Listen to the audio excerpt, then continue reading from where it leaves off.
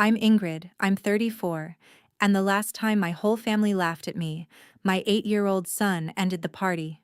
It was my sister Naya's baby shower. Pink balloons, a 3-tier cake, 30 guests in coordinated outfits. Naya looked straight at me from across the gift table and said the line she'd been rehearsing all week. My mother nodded like she'd been waiting for it. Guests clapped. Then Devin, my quiet kid, the one they'd wedged into a folding chair by the hallway, stood up and asked one question. The room went so silent I could hear ice shifting in the punch bowl. But what happened at that shower started 6 weeks earlier, in a stack of numbers that didn't add up. Welcome back to Calm Drama Stories, where quiet women set loud boundaries and the truth always finds its moment. If a family ever judged you while hiding the real mess behind their own front door, you'll feel this one.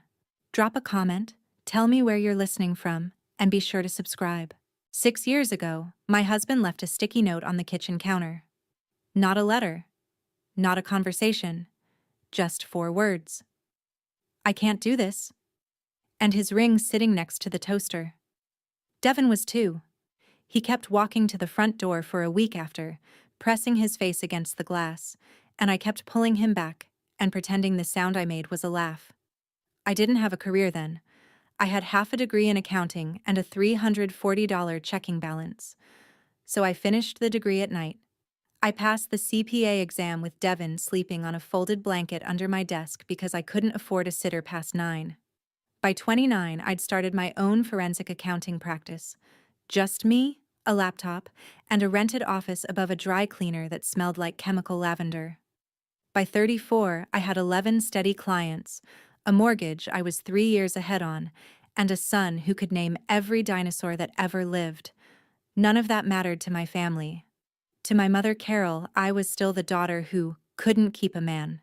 To my sister Naya, I was a cautionary tale, proof that she'd made the smarter choice. They never asked about my work.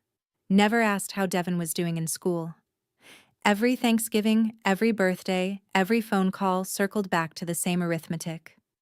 Naya had a husband, Ingrid did not, and the math was that simple. I let them do it. Year after year, I absorbed it and drove home and told myself it didn't matter. It mattered. My family had a word for me. It wasn't successful. My mother called every Sunday at 4. She never asked how I was. The call always started with Naya, Naya's new kitchen tile, Naya's promotion at the dental office, Naya's husband Mike, and the trip they took to Hilton Head.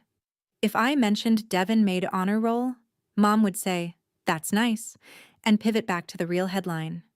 "Your sister's doing so well, Ingrid. She figured it out." Figured it out. Like life was a combination lock and I'd been spinning the dial wrong for a decade. The subtext was never subtle. Naya married at 25. Naya had a house with a 2-car garage. Naya did everything in the right order, and I was the rough draft she'd learned from. Mom said it best one Easter when I brought Devin over and he accidentally knocked a glass off the table. She looked at me while she cleaned it up and sighed. "Your sister made smarter choices, Ingrid. That's all." That's all. Like it was weather. Like it was just the way temperatures worked. I learned to hold my face very still when she said things like that. Devin learned too.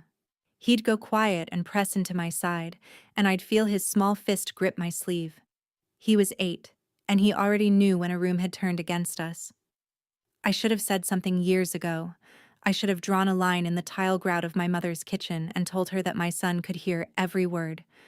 But I didn't. I carried it all. Their disappointment, their arithmetic, their version of me, because carrying things was what I did. Carrying was my weakness. I was very, very good at it. Naya was 7 months pregnant when Mom called to announce the shower. Not invite me. Announce. "We're having it at the house, the second Saturday in June.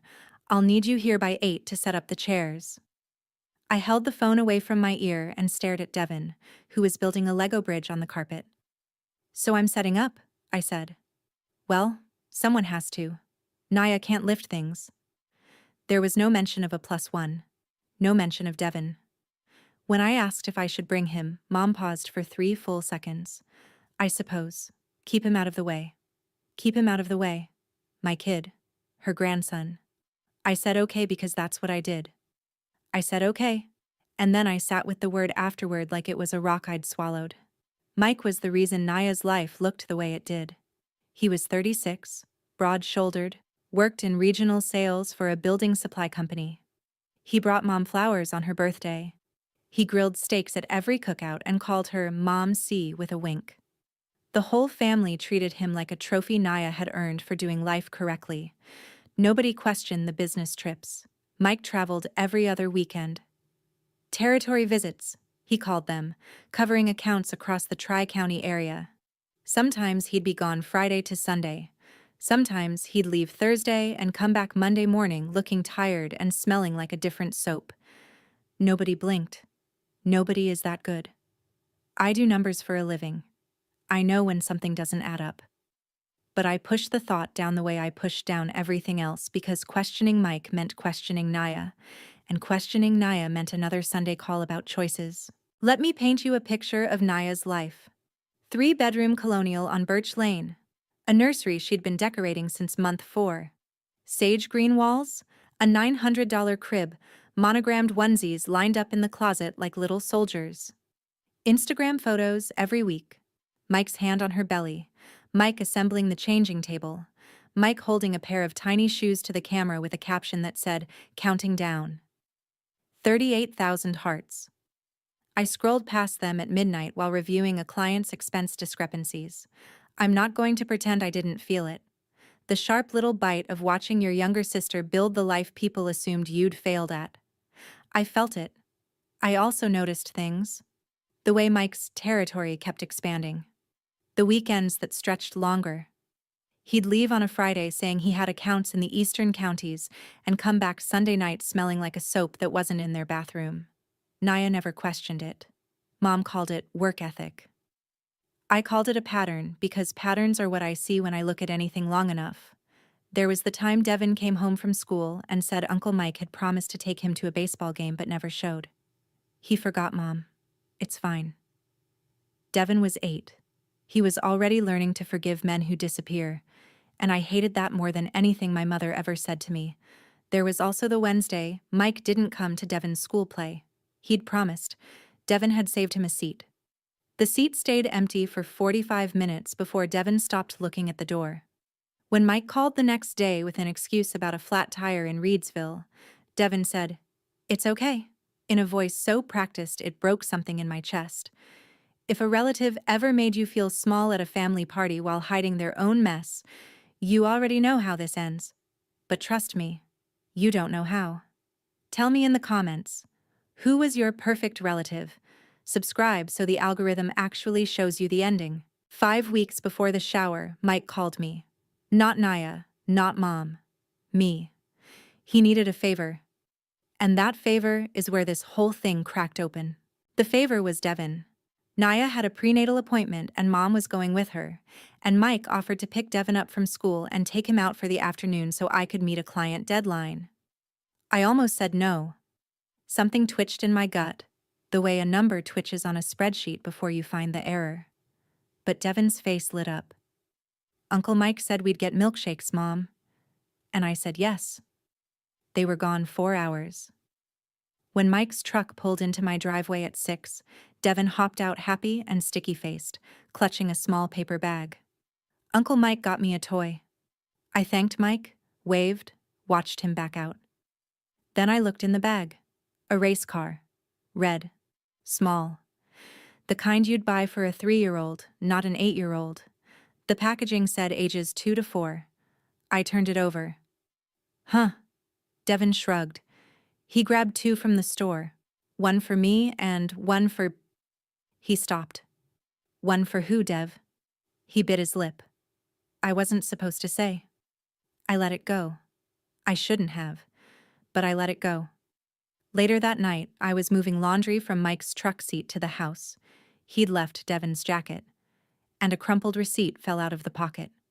A gas station, fuel plus a bag of animal crackers and a juice box. The station was in Marbleton. Marbleton was 40 minutes east, past the county line, nowhere near Mike's sales territory, and nowhere near anywhere Devin would need a milkshake. I smoothed the receipt on my kitchen counter and stared at it the way I stare at a column that won't reconcile. Devin didn't have a little brother. So whose race car was that? I started knitting the blanket 3 weeks before the shower. Pale yellow yarn, soft enough to press against a newborn's cheek. I'd learned to knit from a YouTube video when Devin was a baby. Couldn't afford store-bought anything back then, so I made him a hat that looked like a lopsided mushroom and he wore it anyway. This blanket was better. Tighter stitches, cleaner edges.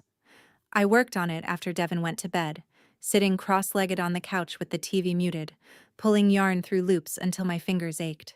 Each row was a sentence I couldn't say out loud. I love my sister. I want her baby to be warm. I want to show up to that shower and have someone look at what I made and see me. Not the single mom, not the rough draft, not the bad choice. Just me. The gift table at Naya's shower would be stacked with $200 strollers and cashmere sleep sacks from registries I couldn't afford. I knew that. My blanket would sit there like a potluck dish at a catered dinner, but I kept knitting because the alternative was showing up empty-handed and giving Mom one more thing to measure me against. I finished the last knot at midnight on a Tuesday, held it up under the kitchen light. It was uneven in 2 spots and the fringe was slightly longer on the left side. Devin wandered in, half asleep, and squinted at it. "It's really yellow, Mom. It's pale yellow. It's really pale yellow." I folded it into tissue paper and told myself a blanket could change how they saw me. It couldn't. But something else would. The week before the shower, Mom called with instructions. Not a conversation. A briefing. Arrive at 8. Set up the folding chairs in the backyard. Arrange the balloon arch. Don't touch the cake. Don't rearrange the gift table. Don't bring up your situation because this is Naya's day. My situation, I repeated. You know what I mean, Ingrid. The divorce. Being on your own. It makes Naya uncomfortable, and she shouldn't be stressed right now. I stood at my kitchen sink and watched a robin land on the fence outside. I counted to 5 in my head. I wasn't planning to bring it up, Mom. Good. And dress nicely. Not work clothes. I owned exactly 2 nice dresses, both from a clearance rack at Nordstrom 4 years ago. I picked the navy one because it had pockets, and I liked having somewhere to put my hands when I didn't know what to do with them. Devin asked if he could wear his dinosaur tie. I said yes because I had stopped saying no to things that made my kids smile. The night before the shower, I laid the blanket on my bed, the tissue paper open like wings. I pressed my palm flat against the yarn. 3 weeks of late nights. I thought about my mother's voice on the phone. Don't bring up your situation. And I thought about the receipt from Marbleton and the toy car for a child who didn't exist in any version of Mike's life that my family knew about. Devin came into the bedroom and sat next to the blanket. He ran his fingers across the stitching. You put a lot of work into this, Mom. I did. Aunt Naya's gonna love it. His voice had that particular hope that children carry. The unearned certainty that effort equals appreciation, that a gift given with love will be received with love. I didn't correct him. I tucked the blanket into a gift bag and set it by the front door. In the morning, Devin was up before me, already dressed, dinosaur tie knotted in a way that would make any Boy Scout wince. He'd combed his own hair. A cowlick stood straight up in the back like a flag. I want to look nice, Mom. It's a party. I smoothed the cowlick with a wet palm and told him he looked perfect. He beamed. My son was excited to go to a party where nobody would save him a good chair. That's the thing about kids. They keep showing up for people who don't show up for them. I could have said something. Right then. About the Marbleton receipt. About the numbers. About any of it. I could have called Naya and opened the door. But I told myself it was probably nothing, because the alternative was everything, and I wasn't ready for everything. Not yet. 4 days before the shower, Mike texted me. Hey, Ingrid, quick favor. Trying to refinance the house and the bank wants organized statements. You're the numbers person. Could you glance at these for me? He sent 3 PDFs, bank statements, 3 months of transactions for a joint checking account. I should have said no. I should have told him to hire his own accountant. But Mike had never once asked me for anything, And some part of me, the part that still wanted to belong to this family, thought maybe this was him finally seeing me as useful. So I opened the files at 11 at night with a mug of cold coffee, and Devon's math homework still spread across the table. The statements were messy. Typical household spending: groceries, gas, a Costco membership, Naya's prenatal copays. Then I saw it. A recurring autopay. $1,450 per month to a property management company in Marbleton. Marbleton, the same town on that gas receipt. I scrolled. There was another charge, $620 per month to something called Bright Horizons Children's Center, also in Marbleton. A daycare. Naya and Mike didn't have a child yet. Their baby wasn't due for 2 more months. I sat with those numbers for a long time. The coffee went from cold to room temperature to something I forgot was there. A rental property in Marbleton could be an investment. The daycare could be for a relative's kid. A favor. A tax write-off I wasn't seeing. There were explanations. There are always explanations when you're looking at numbers you don't want to understand. I closed the laptop. I didn't sleep. The numbers didn't add up, and I was the only person in my family trained to notice. I spent the next 2 days telling myself to stay out of it. That's what I do. I carry the weight. I organize the columns. I don't rock the table. Over-responsibility is a professional skill when you're a forensic accountant. It's a trap when you're a sister. I ran the numbers again. The Marbleton rent had been active for 37 months. The daycare payments for 31. Both started before Naya and Mike's wedding. I cross-referenced the payment dates with Mike's territory visits. Every month, like clockwork, Mike made a deposit into a separate savings account the day before the rent auto-drafted. He was funding a second household on a schedule more reliable than his mortgage. My hands were shaking, and I was angry at them for shaking because I'm a woman who reads fraud reports for a living. I've untangled embezzlement schemes, caught expense padding, flagged phantom vendors. Numbers don't scare me, but these numbers had my sister's name on them, and my nephew or niece growing inside her, and a holiday table I still sat at every December even though nobody saved me a good chair. So I did what I always do. I told myself it wasn't my problem. I told myself there was probably an explanation. I told myself I'd ask Mike casually, at the right moment, after the shower, when things were calm. I filed the statements in a folder on my desktop labeled Mike Refinance, and I closed it.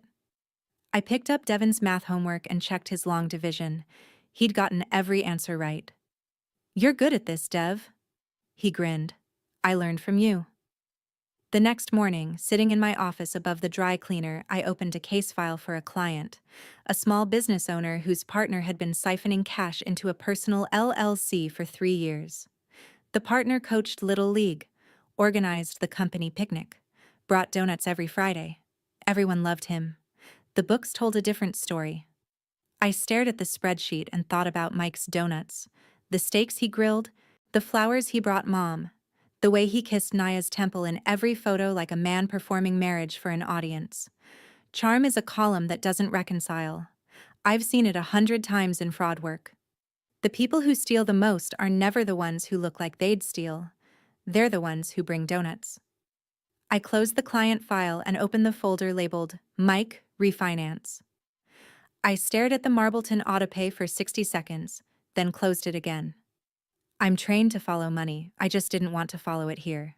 3 days before the shower, Mike picked Devon up again. I almost said no. I'd been saying no to the guy's days since the receipt, making excuses about homework and bedtimes. But Devon begged, and Mike showed up 10 minutes early with that easy grin and a basketball under his arm. And I caved. They were gone 3 hours. When Devon came home, he was quieter than usual. He sat on his bed and pulled off his sneakers one at a time, slow, like he was thinking hard about something. I leaned in his doorway. "Good day?" "Yeah." He picked at his shoelace. "Mom, can I tell you something?" "Always." Uncle Mike took me to a house. Not his house, a different one. There was a lady with red hair and a little boy. The boy's name is Cody. He's really small, like, maybe 3. My spine went cold. Not my hands this time. My spine, straight up the center, like someone had laid an ice cube at the base and let it melt upward. Who is the lady, Dev? Uncle Mike called her Sarah. She made us sandwiches. Cody showed me his toy trucks. He's got a lot of trucks. Devin looked up at me and his eyes were wide and careful. Uncle Mike said it's a surprise. He said don't tell anyone, especially Aunt Naya. He said it's like a birthday present. You don't talk about it before the day. An 8-year-old can hold a surprise. He can keep a birthday gift secret for weeks. But a secret is different. A surprise ends in a smile. A secret ends in a room that goes silent. I sat on the edge of his bed and put my arm around him and said the only thing I could think of. Thank you for telling me, Dev. You didn't do anything wrong. The next morning, I found the drawing. I wasn't looking for it. I was emptying Devin's backpack to wash it. He'd spilled juice inside. And between a crumpled permission slip and a half-eaten granola bar, there was a folded piece of construction paper. 2 houses. The one on the left had a triangle roof and green grass, and a stick figure labeled Aunt Naya with a round belly. The one on the right was smaller, drawn in orange crayon, with 3 figures in front. A tall man labeled Daddy Mike, a woman with red scribbles for hair labeled Aunt Sarah, and a tiny boy labeled Cody. Between the 2 houses, Devin had drawn a road with a little car on it. The car had a smile. I sat down on the kitchen floor with the paper in my hands. My son had drawn the truth, and he didn't even know it was the truth. He thought it was a picture of people he'd met on a fun day. I turned the paper over. On the back, in Devin's careful block letters, was an address. Not a full address. Just a street name and a number, the way a kid copies what he sees on a mailbox. 412 Elm, Marbleton. He'd misspelled it. Marbleton, 40 minutes east. Same town as the gas receipt. Same town as the $1,450 rent. Same town as the daycare. I folded the drawing and put it in the pocket of my cardigan. Then I picked up my phone and canceled every remaining guy's day with Mike. I told him Devin had too much homework. I told him I needed Devin home after school. I didn't explain. I didn't owe Mike an explanation. I owed my son a mother who stopped letting him walk into someone else's lie. That night, after Devin fell asleep, I opened my laptop. I told myself I was just checking. Just confirming. I pulled up the county assessor's public records for Marbleton. Free, legal, the same database I use for asset searches in my work. I typed in 412 Elm. The property came back as a 2-bedroom rental unit, leased to a Michael and Sarah Dunning since April 3 years ago. Michael. Not Mike from sales. Michael Dunning. The same middle and last combination on the bank statements I'd reviewed. The lease was co-signed. Utilities in both names. Devin had already told me the rest. A woman named Sarah with red hair and a boy named Cody, age 3, who showed him his trucks. The lease gave me the adults. My son gave me the child. Between the 2, I didn't need a database. I sat in my dark kitchen and did the math I didn't want to do. Cody was 3. Naya and Mike got married 3.5 years ago, which meant Mike had fathered a child with another woman either just before or just after his wedding. He'd been paying rent on a second home, paying for a second child's daycare, living a second life in a town 40 minutes from the one where my sister was painting a nursery sage green and posting Instagram photos of tiny shoes. I closed the laptop. I pulled Devin's drawing from my cardigan pocket and looked at it again under the stove light. 2 houses. 1 smiling car driving between them. My 8-year-old had mapped it all out in crayon, and no one in my family could read it but me. I didn't cry. I wanted to. Instead, I made a list. That's what accountants do when the numbers tell a story no one wants to hear. We make a list and we figure out who needs to know. Here's what I didn't do. I didn't screenshot the records and text them to Naya at midnight. I didn't call my mother and announce it over speakerphone. I didn't post it online or whisper it to a cousin or save it for maximum damage at a public event. I'm a forensic accountant. I know exactly what a well-timed reveal can do to someone's finances, their custody arrangement, their entire life. And I knew that dropping this bomb at Naya's baby shower, in front of 30 people, with her 7 months pregnant, would be cruel. Not justice. Cruelty. So I made a plan. I would wait until after the shower. I'd ask Naya to meet me for coffee. Just us. No mom, no Mike. I'd bring the bank statements, the public records, Devon's drawing. I'd sit across from her and tell her gently, clearly, the way you deliver hard news to someone you love, even when they've spent years making sure you knew they didn't love you back. She deserved to hear it from someone who cared about her baby's future. Not from a stranger, not from a courtroom, not from Cody's mother showing up at her front door one day. I'd also tell her I could help. Forensic accounting exists for exactly this kind of situation. Hidden assets, undisclosed dependents, marital misconduct that affects property division. I could trace every dollar Mike had funneled to Marbleton and make sure Naya and that baby were protected. I rehearsed it twice in my head while washing dishes. I wrote notes on a legal pad. What to say first, how to pace it, where to put the bank statements so she could see them without being overwhelmed. Then I tore the notes up and flushed them because writing a script for ruining your sister's marriage felt clinical in a way that made my stomach turn. This wasn't an audit. This was Naya, the girl who used to climb into my bed during thunderstorms. The teenager who borrowed my mascara before dances and never gave it back. The woman who'd spent 10 years comparing herself to me and finding the one metric where she came out ahead. I wasn't going to take that metric from her in a room full of people. I was going to sit across from her with coffee and tell her the truth and then hold her hand while she cried, because that's what big sisters do even when the little sister has spent a decade pretending she doesn't need one. That was the plan. Quiet, private, principled. It was a good plan. Truth is a scalpel, not a hammer. You use it where it heals, not where it crowds. I had 72 hours to execute. Plans don't survive an 8-year-old, but I didn't know that yet. 2 days before the shower, I texted Mike. I kept it short. We need to talk. About Marbleton. 3 dots appeared. Disappeared. Appeared again. Then. I don't know what you think you know, Ingrid. I typed back. I know about the lease. I know about the daycare. I know about Cody. This time the dots didn't dance. He called me. His voice was low and tight, the way a man sounds when he's choosing between anger and negotiation. You went through my statements. You asked me to look at them, Mike. Silence. 5 seconds. 10. Then he picked the door he was always going to pick. Stay out of my marriage, Ingrid. This is none of your business. People already know what you are. Bitter. Jealous. Alone. If you say one word to Naya, I'll make sure the whole family believes it's revenge. I held the phone against my ear and looked at Devon's drawing, still pinned to my refrigerator with a dinosaur magnet. I'm not telling anyone at the shower. I'm asking you to tell Naya yourself, before the baby. That's not going to happen. Then I'll tell her after. Privately. She deserves to know. She deserves a husband who's there, and that's what I am. He hung up. Right here is where I had to choose. Blow it all up, or protect the people who hurt me. I chose the quiet way.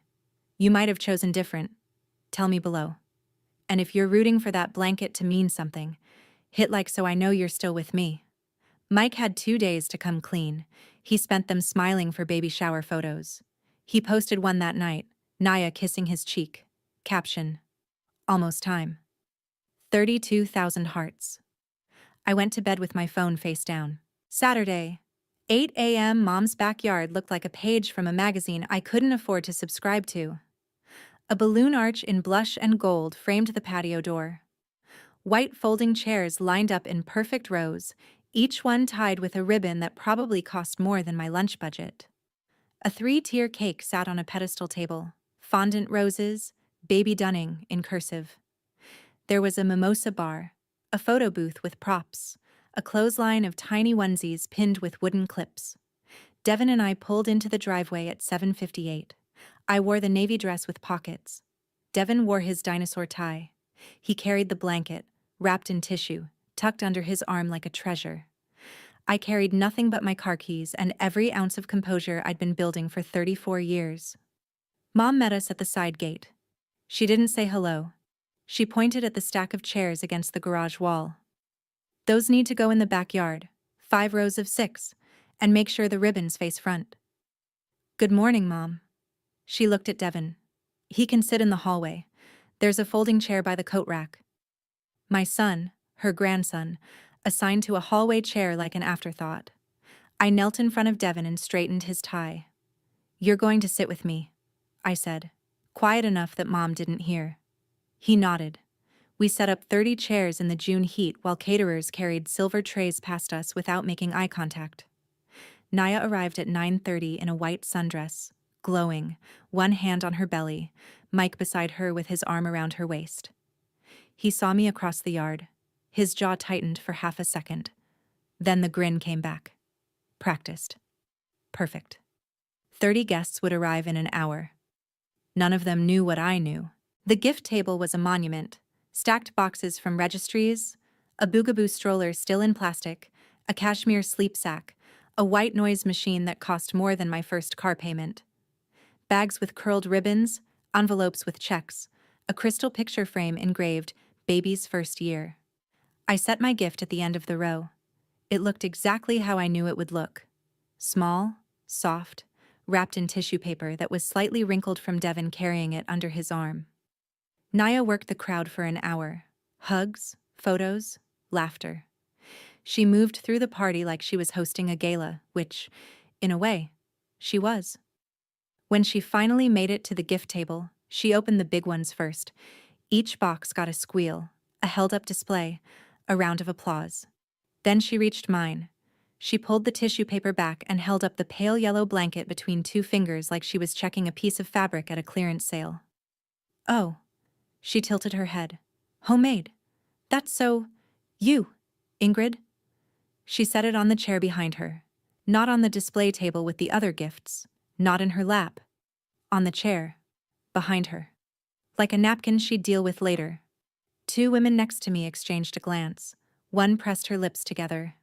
I felt Devin's hand find mine under the table and squeeze. The blanket I'd spent 3 weeks making, every midnight stitch, every row of yellow yarn, sat crumpled on a folding chair while Naya held up a $200 swaddle set and the room erupted. She set my hours of work aside like a napkin. I let her. For now. I squeezed Devin's hand back and kept my face the way I'd trained it to be. Still. Even. The digs started during the mimosa round. Naya's friend Kelsey, the one with the blowout and the loud voice, leaned across the table and smiled at me with all her teeth. So, Ingrid? Still single? Anyone on the horizon? Before I could answer, Mom cut in from the kitchen doorway. Ingrid's focusing on Devin, that's enough for her. She said it like she was defending me. It didn't feel like defense.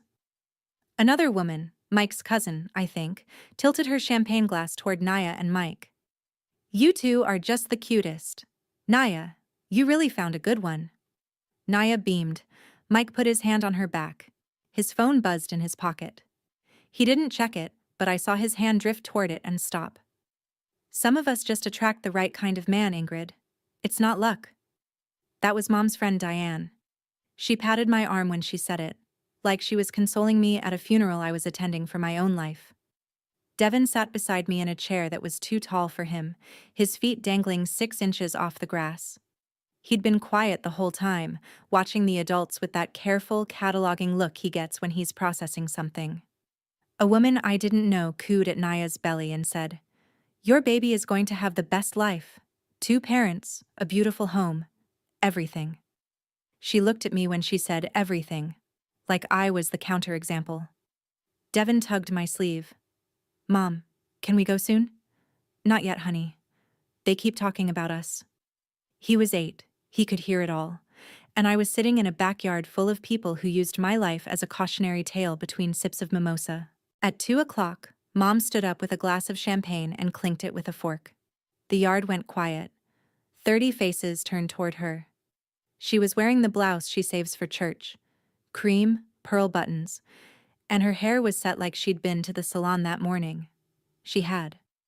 "I want to make a toast," she said, voice carrying across the lawn the way it always does when she has an audience. "To my beautiful daughter Naya, and to Mike, who gave her everything a mother could hope for: a real home, a real partnership, a complete family. She paused on complete and let it sit. I felt the word land on me like a hand pressing my shoulder down. Complete. As opposed to what? Incomplete. Broken. Me. Naya, sweetheart, you did it the right way. You built something strong, something lasting, and now you're bringing a baby into a family that's whole. She lifted her glass. To the Dunnings. To the Dunnings. 30 voices echoed. Glasses clinked. People drank. Naya touched her eyes with her fingertips. Mike kissed her temple. His lips pressed there exactly 3 seconds. I counted, because I count things. Because that's what I do when I can't control anything else. 3 seconds of performance. After the toast, Mom made rounds, accepting compliments on the party like she was collecting tithes. Such a beautiful family, someone said. You raised her right, Carol. Mom beamed. She didn't look at me. She didn't look at Devin. We were 3 feet away, sitting in the same row of chairs, and we might as well have been in the parking lot. Kelsey organized a game. Guess the baby's birthday, and handed out pink cards. While everyone wrote dates and giggled, Mike's phone buzzed again. He pulled it out, read something, typed something back. Quick thumbs. I watched his face shift for half a second, a tightening around the eyes, the mouth pressing flat. Before he pocketed it and put his arm back around Naya. Nobody else noticed. Devin noticed. He leaned over and whispered, Uncle Mike looks worried, Mom. Shh, baby. But he does. Devin looked at me with those dark eyes that see everything. Every word that's really aimed at us. Every toast that's really a measurement. Every complete that means, unlike your mother. I raised my glass with everyone else because I am the kind of woman who raises her glass even when the toast is designed to remind her she's less. I sipped. The champagne was expensive. I tasted nothing. Somewhere in my cardigan pocket, folded next to my car keys, was a drawing of 2 houses and a car with a smile, and the word complete was about to become the shortest joke in the room. It happened during the advice round. Someone had set up a card station where guests wrote parenting tips on pink index cards. Kelsey read one aloud. Sleep when the baby sleeps. And the yard laughed. Then she picked up another card and said, Naya, what's the one thing you're most excited about? Being a mom? Naya grinned. She rubbed her belly. She looked at me. Not at the crowd, not at Kelsey. At me. And I watched the line form on her lips before she said it. Honestly, I'm just grateful my baby is going to have a complete home. 2 parents. A father who shows up every single day. She paused. The yard was quiet. Then she tilted her head, still looking at me, and her grin sharpened. At least my baby will have a father. The laugh that rolled through the yard was instant. Not all 30 people, but enough. 15, maybe 20. Some covered their mouths. Some didn't bother. 2 of Naya's friends actually clapped. Clapped. Palms hitting palms. The same sound you make when a comedian lands a punchline, except the punchline was 6 years of my life, and the comedian was my sister, and the stage was a backyard where I'd set up the chairs that morning. Mike stared at the grass. He shifted his weight from one foot to the other, the way a man does when he wants to be anywhere else. His phone buzzed in his pocket. He ignored it. Mom pressed her lips together and didn't say a word to stop it. She sat in her cushioned chair, the good chair, the one with the armrests, and she let the laughter happen the way a judge lets a verdict stand. Devin's hand found mine again under the table. His grip was so tight his knuckles turned white. I could feel the bones of his fingers pressing into my palm. 8 years old, and he was holding me together. I sat there and let the sound roll over me. The laughter, the clapping, the whispers. And I held my face still. Not because I wasn't hurt. I was hurt in the place where you keep the things you've never said to anyone. The deep drawer you don't open because if you open it in public, you'll never close it again. The clapping is what I remember. Not the words, the clapping. 20 adults applauding my sister for using my worst year as her best joke. And my son's hand in mine, holding on like he was afraid the sound would carry me away. Mom waited for the laughter to thin. Then she leaned forward in her chair. The good chair. The cushioned one. The one nobody else was allowed to sit in. And she said it. Not loud. She didn't need to be loud. Mom's voice carries when it's quiet the same way a knife cuts deeper when it's slow. Some women just make bad choices. She wasn't looking at Naya. She was looking at me. 6 words. Delivered the way she delivers everything. Like a fact. Like weather. Like something you can't argue with because it's already true. A few women nodded. Diane murmured, "That's right." The yard settled into a satisfied hum, the way a room feels when everyone agrees, and no one's uncomfortable except the person they're agreeing about. Devin pulled my sleeve. "Mom?" His voice was small and shaky. "Mom, can I?" "Sit down and be quiet, sweetheart." That was Mom. Not to me. To Devin. My son, tugging my arm, trying to say something, and my mother shut him down from 4 feet away without looking at him. Like he was background noise. Like he was part of my bad choice. I felt Devin's body stiffen next to me. I felt his fingers release my sleeve. And I felt something in me shift. Not snap. Not break. Shift. Like a foundation settling. I put my hand on Devin's knee under the table. I breathed in through my nose and out through my mouth. I was not going to fight. I was not going to cry. I was going to stand up, collect my son, and walk out of this yard with my head level and my car keys in my pocket. I was going to leave. Then my son stood up. He didn't shout. He didn't cry. He stood up from his folding chair the way a kid stands up when the teacher calls his name, straight-backed, serious, his dinosaur tie slightly crooked. The yard had been laughing 10 seconds ago. Now it was just murmuring, settling, people reaching for their champagne and their phones. Devin's voice cut through all of it. Clear, steady. The voice of a child who had been told to be quiet and had decided, in the way that only 8-year-olds decide things, that the adults were wrong. "Aunt Naya, should I tell everyone about Uncle Mike's other family?" The sound didn't stop. It evaporated. 1 second there were 30 people breathing and clinking and shifting in their chairs. The next second, there was nothing.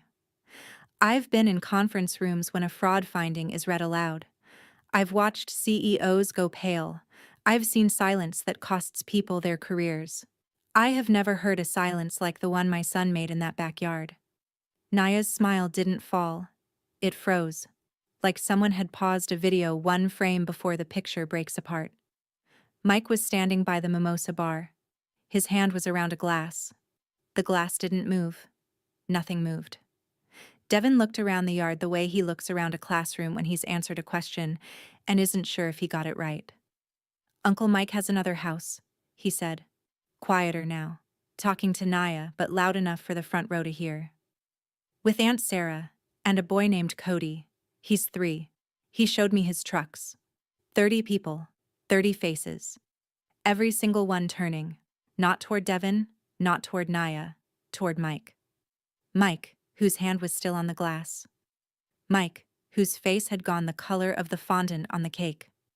Mike, who had 2 days to tell the truth, and spent them posting photos with 32,000 hearts." Naya laughed. It was the worst laugh I've ever heard, high, thin, cracking at the edges like plaster before it falls. "What is he talking about?" She looked at me, not at Mike. "Ingrid, what did you tell him?" I didn't answer. I didn't need to. Mike answered for all of us by moving. He set the glass down too hard. Champagne sloshed over the rim. He took a step toward Devin and then stopped, because 30 people were watching, and a man who steps toward a child in front of witnesses knows how that looks. "He's confused," Mike said. His voice was too loud. "Kids make things up. He's 8. He heard something on TV and—" "I didn't hear it on TV." Devin's voice was calm. Calmer than Mike's. Calmer than anyone's. "I went to the house. You took me there. Aunt Sarah made sandwiches." Mike's mouth opened. Nothing came out. Kelsey put her champagne down. Diane set her fork on the table. Mom hadn't moved from her chair. She was gripping the armrests with both hands, and for the first time in my life I saw something on my mother's face I didn't recognize. It might have been fear. I stayed in my seat. I kept my hand on Devon's knee. I did not speak. This is what voice restraint sounds like. The loudest person in the room is the one who says nothing while the truth does the work. Mike tried again. Ingrid, you put him up to this. She didn't. Devon looked at his uncle the way children look at adults when the math finally doesn't add up. I drew a picture. It's in my backpack. 20 heads turned toward the hallway, toward the coat rack, toward the folding chair where they'd sent my son to be out of the way, and the small blue backpack hanging on its arm. Innocent men don't stand up that fast. Mike was already moving toward the door. Naya got to the backpack first. She was 7 months pregnant and she crossed that yard faster than anyone else, one hand under her belly, the other reaching for the zipper. Mom called her name. Naya didn't stop. She pulled the backpack off the chair, unzipped it, and the folded construction paper fell out between a juice box and a permission slip. She opened it. 2 houses. 1 smiling car. Daddy Mike. Aunt Sarah. Cody. Naya stared at the paper. I watched her eyes move from one crayon figure to the next, and I watched the drawing do what I'd never wanted it to do. Not here. Not like this. It dismantled her. Piece by piece. The triangle roofs, the green grass, the little boy with truck-shaped scribbles in his hands, a 3-year-old named after nobody in our family, living in a town she'd never heard of, on money that came from the account she thought was paying their mortgage. Mike. Her voice was low, controlled, almost professional, like she was reading a diagnosis. What is this? Mike was at the patio door. He had his car keys in his hand. He'd pulled them from his pocket the way guilty men reach for exits. Fast, automatic, without thinking about what it looks like. Naya, I can explain. Then explain. She held the drawing up. Her hand was shaking. The paper trembled and the crayon houses shivered. Explain the drawing, Mike. Explain Cody. Explain 37 months of rent I didn't know about. She'd done the math. Maybe not the exact number. That was mine. But she'd heard Devon say 3 years and she'd counted backward past her own wedding. Mike looked at the drawing in her hand. He looked at the 30 faces staring at him from white folding chairs. He looked at the patio door behind him. He chose the door. He walked through it, grabbed his jacket off the hook, and left. The front door shut so quietly it was almost polite. His truck started 30 seconds later. Nobody followed him. Naya turned on me. I expected it. Grief needs a target, and Mike had just removed himself, so the next available body was mine. You did this. Her voice was shaking now, all the control gone. You knew. You knew, and you brought your son here to humiliate me in front of everyone. You've always been jealous of me, Ingrid. Always. And now you use your own kid to... I asked Mike to tell you himself. I said it quietly. Not cold. Not smug. The way you say a number that settles an audit. 2 days ago, I found the records doing the refinance work he asked me to do. I told him to come clean before the baby. He refused. The yard was so quiet I could hear a neighbor's sprinkler clicking 3 houses over. I wasn't going to say anything today. I had a plan to tell you privately. After the shower. Gently. Naya's mouth trembled. So why didn't you? Because my son heard what you said to me. And he's 8. And he thinks in straight lines. And he connected. At least my baby will have a father with the fact that Uncle Mike already has another family. He wasn't trying to hurt you, Naya. He thought he was helping. Kelsey stood up. Diane looked at the grass. 2 women in the back row quietly collected their purses. Naya pressed both hands against her belly and stared at me like I was the one who had betrayed her, and maybe in her arithmetic I was. I didn't argue. I didn't list the receipts and the lease and the daycare invoices. I didn't say what I could have said. That the woman calling me a bad choice was standing in the wreckage of a marriage she'd used as a trophy, and the only person in this yard who'd tried to handle it with dignity was the one she'd been laughing at 20 minutes ago. I came here with a blanket, Naya, not a bomb. He built the bomb. I just stopped lying about it. Naya sank into a folding chair. Her hands were still on her belly and her eyes were open but unfocused, staring at the balloon arch like it was a door she could walk through and come out on the other side of an hour ago. For 1 second, just one, I saw my sister. Not the woman who'd mocked me, not the woman who used my divorce as a party joke. My little sister, 29, pregnant, sitting in a backyard full of witnesses to the worst moment of her life, realizing she was about to become the thing she'd laughed at. A single mother. The moment passed. She didn't apologize. She didn't look at Devin. She pressed her face into her hands and made a sound that was somewhere between crying and choking. And it was real. And it was human. And it didn't undo a single thing she'd said. Mom stood up from her chair. She looked at Naya, then at me, then at the empty space where Mike had been standing. Her mouth opened and closed twice. The woman who always had a verdict, who'd spent 30 years handing down sentences about choices and arithmetic and which daughter got it right, had nothing. I didn't wait for her to find it. I walked to the chair behind the gift table and picked up the pale yellow blanket. I folded it carefully, the way I'd folded it the night I finished the last knot. Then I turned to my mother. Mom, you can call me when you're ready to have a conversation that doesn't start with what I did wrong. Until then, Devin and I are going home. She didn't respond. I took Devin's hand. His dinosaur tie had come loose, and one end was tucked into his shirt. I fixed it as we walked through the side gate, past the balloon arch, past the 3-tier cake that said Baby Dunning in cursive. Devin looked up at me as we reached the car. Are you mad at me, Mom? No, baby. You told the truth. That's never bad. I buckled him in. I drove us home. I didn't look in the rearview mirror. Mike disappeared for 6 days. Not dramatically, not a missing persons report, or a manhunt. He just stopped answering his phone, stopped showing up at the Birch Lane house, stopped existing in the version of life Naya had built around him. On day 3, a woman named Sarah called Naya's cell. She'd found Naya's number in Mike's phone records. She was calm. She was exhausted. She had a 3-year-old who kept asking where Daddy went. They talked for 47 minutes. I know this because Naya called me afterward, and her voice was flat, in the way voices go flat when all the shock has been used up, and what's left is just math. He took $23,000 from our joint savings over the last year, she said. I didn't notice. How did I not notice? He routed it through a secondary checking account, I told her. Small transfers, irregular timing. It's textbook. Naya was quiet for a long time. Can you help me? 3 words I'd waited 6 years to hear from my sister, not for the satisfaction, but for the proof that I existed in her life as something other than a cautionary tale. Yes, that's what I do. I spent the next 2 weeks pulling apart Mike's financial records, hidden assets in a business account, unreported income from a side contracting gig, 37 months of rent and daycare that affected the marital estate. I built the file the way I build every file, methodical, documented, admissible.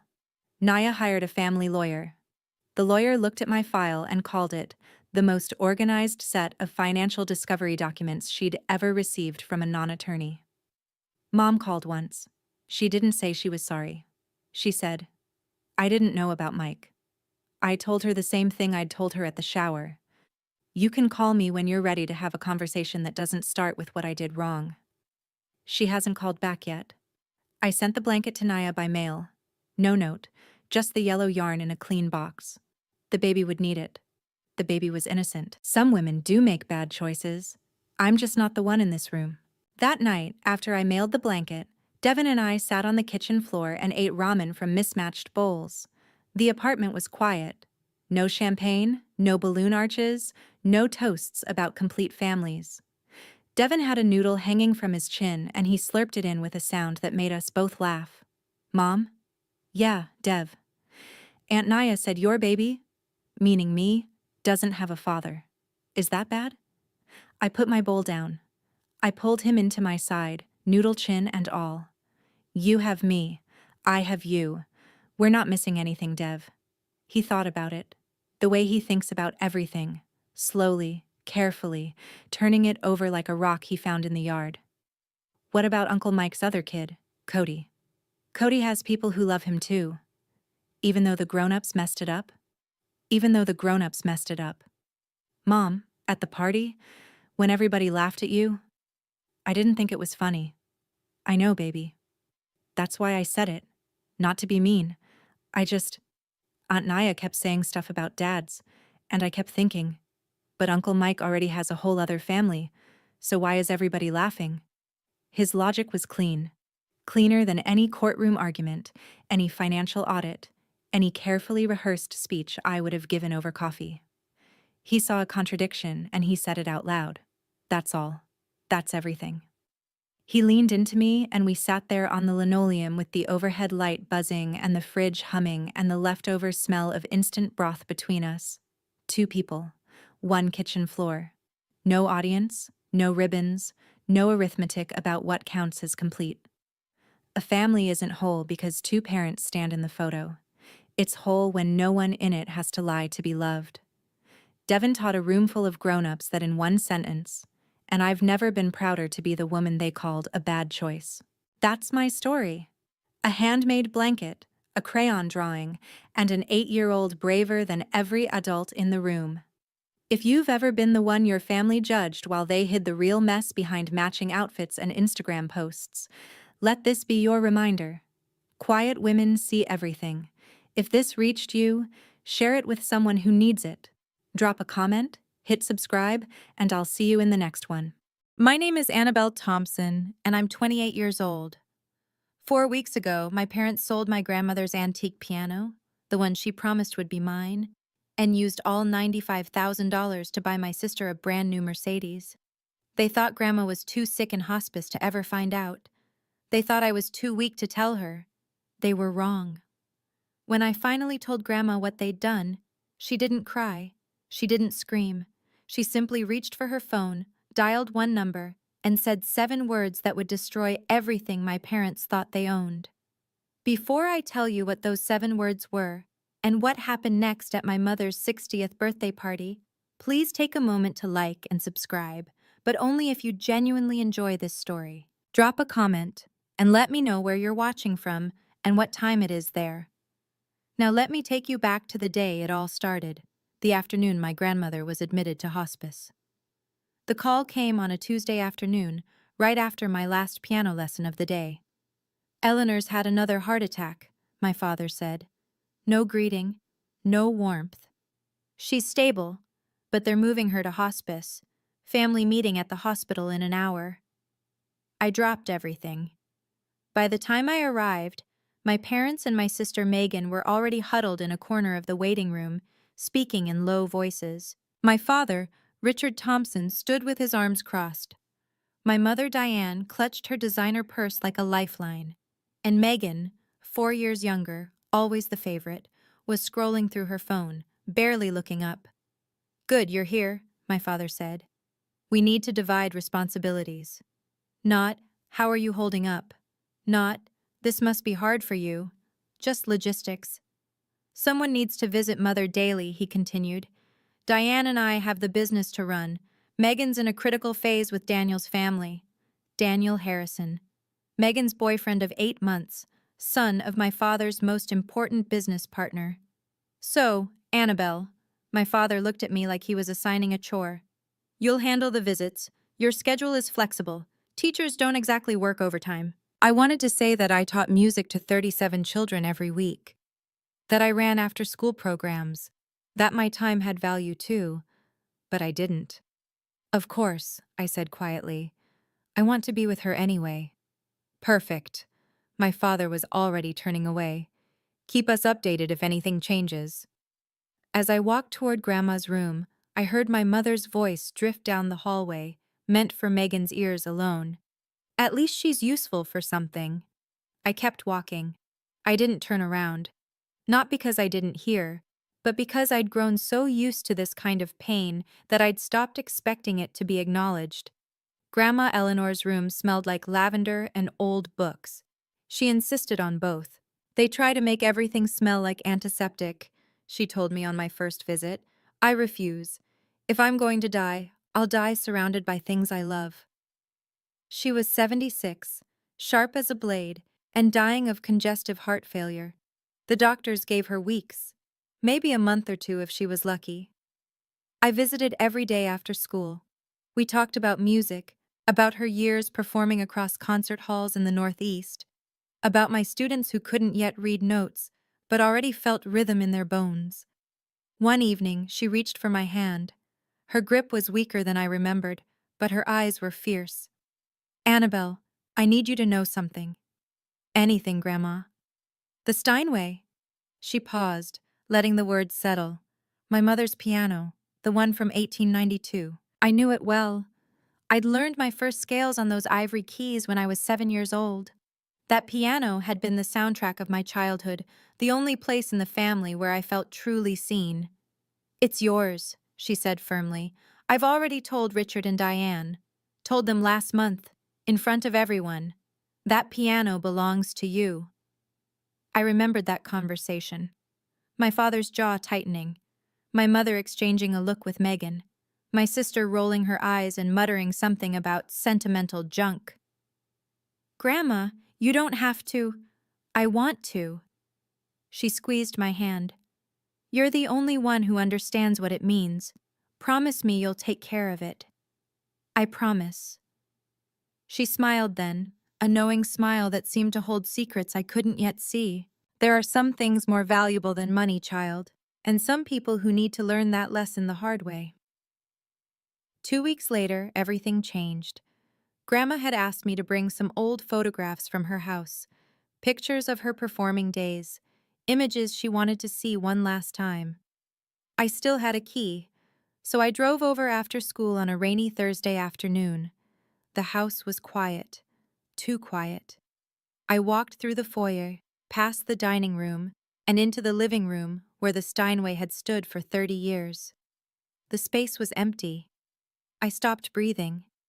Where the piano should have been, there was nothing but a rectangular indent in the carpet, a ghost of something that had lived there for decades, now violently removed.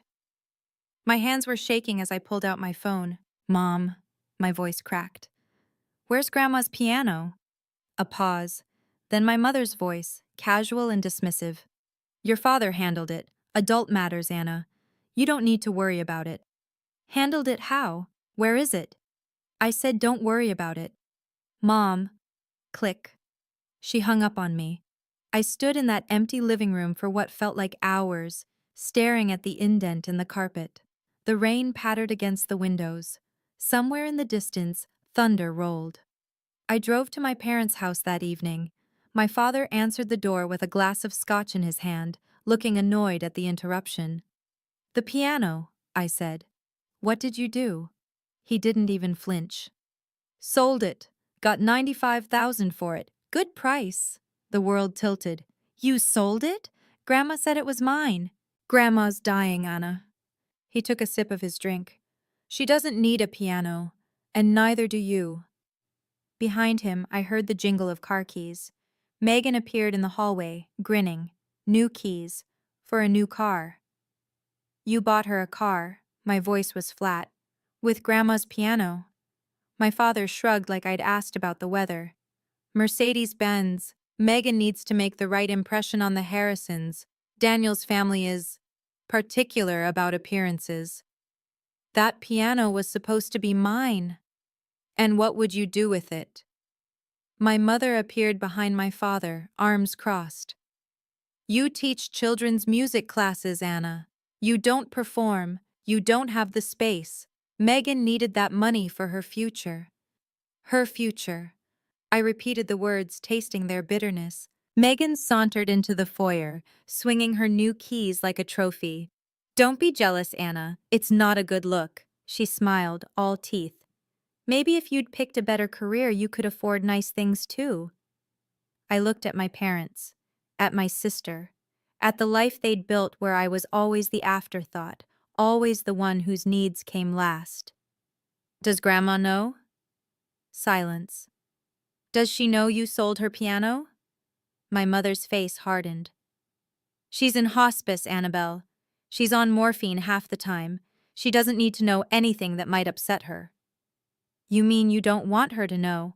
I mean, my mother stepped closer, her voice dropping to something cold and threatening. That if you tell her, and it causes her stress, and something happens, that will be on you. Do you want to be responsible for killing your grandmother? The accusation hung in the air like poison. I should have backed down. The old Annabelle would have. But something had shifted inside me. Something had finally broken. Grandma has a right to know what happened to her property, I said quietly. And I won't lie to her. I turned and walked out before they could respond. I didn't sleep that night. My apartment felt smaller than usual, a modest one-bedroom that my parents had always mocked as proof of poor life choices. I sat on my secondhand couch, staring at a framed photograph on the bookshelf. Grandma Eleanor at her final concert, 20 years ago. Her fingers poised above the keys, her face luminous with purpose. That same piano, the one they'd sold like it was nothing. My mother's words circled in my head. If something happens, that will be on you. Was she right? If I told Grandma, would the shock hurt her? Would I be causing more pain in her final days? But then I remembered what Grandma had always taught me. Truth can wound, she'd said once, when I was 12 and didn't want to tell my parents I'd failed a math test. But lies always wound deeper, they just take longer. I pulled my knees to my chest and thought about the last 28 years. Every time I'd stayed quiet to keep the peace. Every time I'd accepted less because fighting felt futile. Every time I'd made myself smaller so my family could feel bigger. And where had it gotten me? Here. Alone. Invisible. Watching them erase Grandma's wishes like her words meant nothing. If I stayed silent now, I wasn't keeping peace. I was becoming complicit. By 3 in the morning, I'd made my decision. Grandma deserved the truth. She deserved to know that her son had stolen from her, lied to her, and assumed she was too weak to matter anymore. And maybe, just maybe, I deserved to stop apologizing for existing. I set my alarm for early morning. I would go to hospice before school. I would tell her everything. Grandma was awake when I arrived, propped up against her pillows, watching the sunrise through the window. "You look like you haven't slept," she said softly. "I haven't." I pulled a chair close to her bed, took her hand. "Grandma, I have to tell you something, and it's going to hurt." Her eyes, still sharp despite everything, studied my face. "Then tell me." So I did. The empty space in her living room, the $95,000, the Mercedes-Benz gleaming in Megan's name, my father's casual dismissal, my mother's threat. I told her all of it, bracing myself for tears, for shock, for the kind of devastation that might break what was left of her fragile heart. Instead, Grandma Eleanor let out a long, slow breath. Not a gasp of pain, not a cry of betrayal, a sigh, the sigh of someone who had seen this coming. "Grandma?" I whispered. She turned to look at me, and her expression wasn't grief-stricken. It was calm, almost resigned. "I knew this might happen, sweetheart." "You knew?" "I know my son," her voice was steady. "I've watched him become this person for 40 years. I hoped he'd change, but I also prepared for the possibility that he wouldn't." My mind raced. Prepared how? She didn't answer directly. Instead, she reached toward her bedside table. "Hand me my phone, would you?" I passed it to her, confused. She scrolled through her contacts with surprising dexterity, found a name, and pressed call. Then she put it on speaker. 3 rings. Then a man's voice, deep and measured. "Eleanor, how are you feeling?" "I'm dying, Harold, but I'm clear-headed. And it's time." A pause. "I understand. When?" "Sunday. Diane's birthday party. At my house." I'll prepare the documents. Thank you, old friend. She ended the call and looked at me with a small, knowing smile. Grandma. I stared at her. Who is Harold? Harold Jennings. She set the phone down gently. He's been my attorney for 30 years. He was your grandfather's closest friend. You have your own attorney? I have many things your father doesn't know about, Annabelle. Her eyes twinkled despite the exhaustion etched into her face. Richard assumes he understands everything about my affairs. He's always assumed that. It's his greatest weakness. I felt like I was standing at the edge of something vast, looking down into depths I couldn't see. What's happening on Sunday? At Mom's birthday party? Justice. Grandma squeezed my hand. Delayed, perhaps, but justice nonetheless. I don't understand. You don't need to understand everything yet. She leaned back against her pillows, suddenly looking more tired. I just need you to do one thing for me. Anything. Come to the party, dress nicely, and bring your patience. A ghost of a smile. The kind of patience I taught you when you were learning Chopin and wanted to throw the sheet music across the room. I almost laughed despite everything. That bad? Worse. Her expression softened. But necessary. Your father and mother need to learn that actions have consequences. And I've spent 5 years making sure that when the lesson finally came, it would be unforgettable. 5 years. She'd been planning something for 5 years. Grandma, what did you do? She closed her eyes, exhaustion winning out. I protected you, sweetheart, the way I should have protected you all along. I'm only sorry it took me so long to act. I sat with her until she fell asleep, my mind spinning with questions. Harold Jennings. Sunday. My mother's birthday party in Grandma's house. Something was about to change. I could feel it. I just didn't know what. 2 days later, I found myself sitting in a small law office on the outskirts of Philadelphia. Harold Jennings was nothing like I'd expected. He was in his late 60s, with silver hair and gold-rimmed glasses, his movements slow but precise. His office smelled of old leather and paper, lined floor to ceiling with legal volumes. Annabelle Thompson. He extended his hand. Your grandmother speaks of you constantly. It's a pleasure to finally meet you. Mr. Jennings, Harold, please. He gestured to a chair across from his desk. Sit. Your grandmother asked me to explain a few things before Sunday. I sat. My hands were trembling slightly. Your grandmother is a remarkable woman, Harold began. She's also far more astute than her children give her credit for. She's been observing and planning. Planning what exactly? He folded his hands on the desk. Tell me, Annabelle, do you know who owns the house your parents live in? They do. Grandma gave it to them when Grandpa died. Harold's expression didn't change. Is that what they told you? It's what everyone says. Everyone's wrong. He pulled a folder from his desk drawer and slid it across to me. Your grandmother allowed Richard and Diane to live in that house rent-free, but she never transferred ownership. Not legally, not ever. I stared at the document in front of me. The property deed. Eleanor Whitmore's name, clear as day, no transfer, no amendment. They've been living in her house for 10 years, I said slowly, thinking it was theirs. Precisely. My head was spinning. But why would Grandma let them believe? Because she was watching Annabelle. Harold leaned forward, watching to see if her son would prove her fears wrong. Unfortunately, he did exactly what she expected. That night, I returned to my apartment and began searching. Grandma had given me a box of old belongings years ago. Photographs, letters, pressed flowers from her garden. I'd never looked through it carefully. It felt too intimate, like reading someone's diary. But now I needed answers.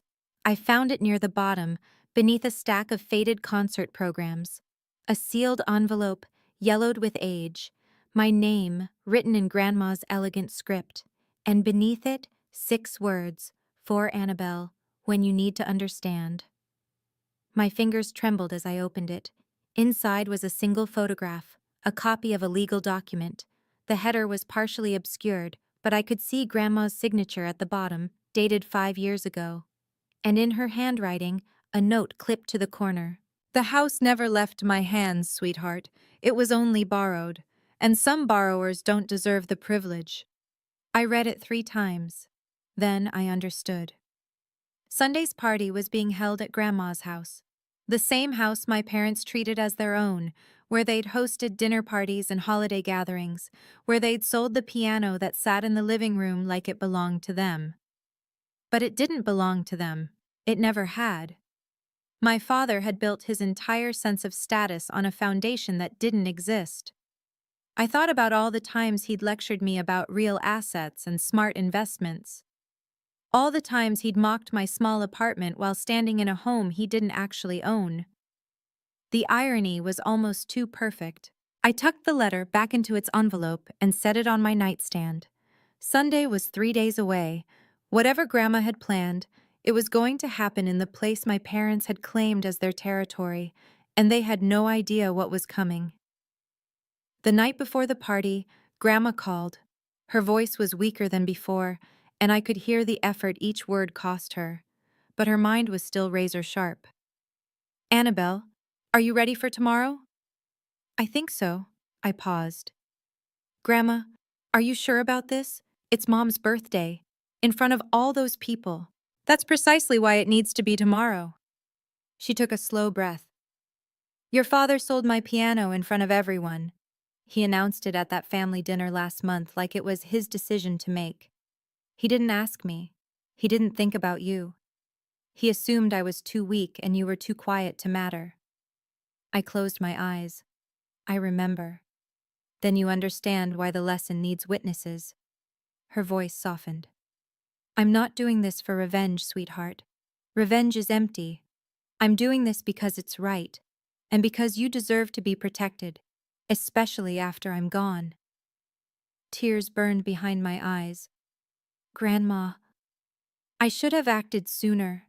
I watched how they treated you for years, and I kept hoping Richard would change. That was my mistake. Love made me blind for too long. It's not your fault. Maybe not entirely, but I can still make it right." A pause. "I don't have much time left, Annabelle. The doctors say weeks, but I think it's less. I can feel it, so I need to know. Do you trust me?" "Always." "Then come tomorrow. Wear something that makes you feel strong. And no matter what happens, remember, you are not the villain in this story. You never were." We said goodnight. I held the phone against my chest for a long time after she hung up. Tomorrow would change everything. I just had to be ready to let it. Sunday arrived with pale winter sunlight and the kind of crisp air that makes everything feel sharper. Grandma's house, my parents' borrowed house, looked almost festive. Someone had hung a happy 60th birthday banner across the porch. Cars lined the driveway and spilled onto the street. I parked at the far end and sat in my car for a moment, gathering myself.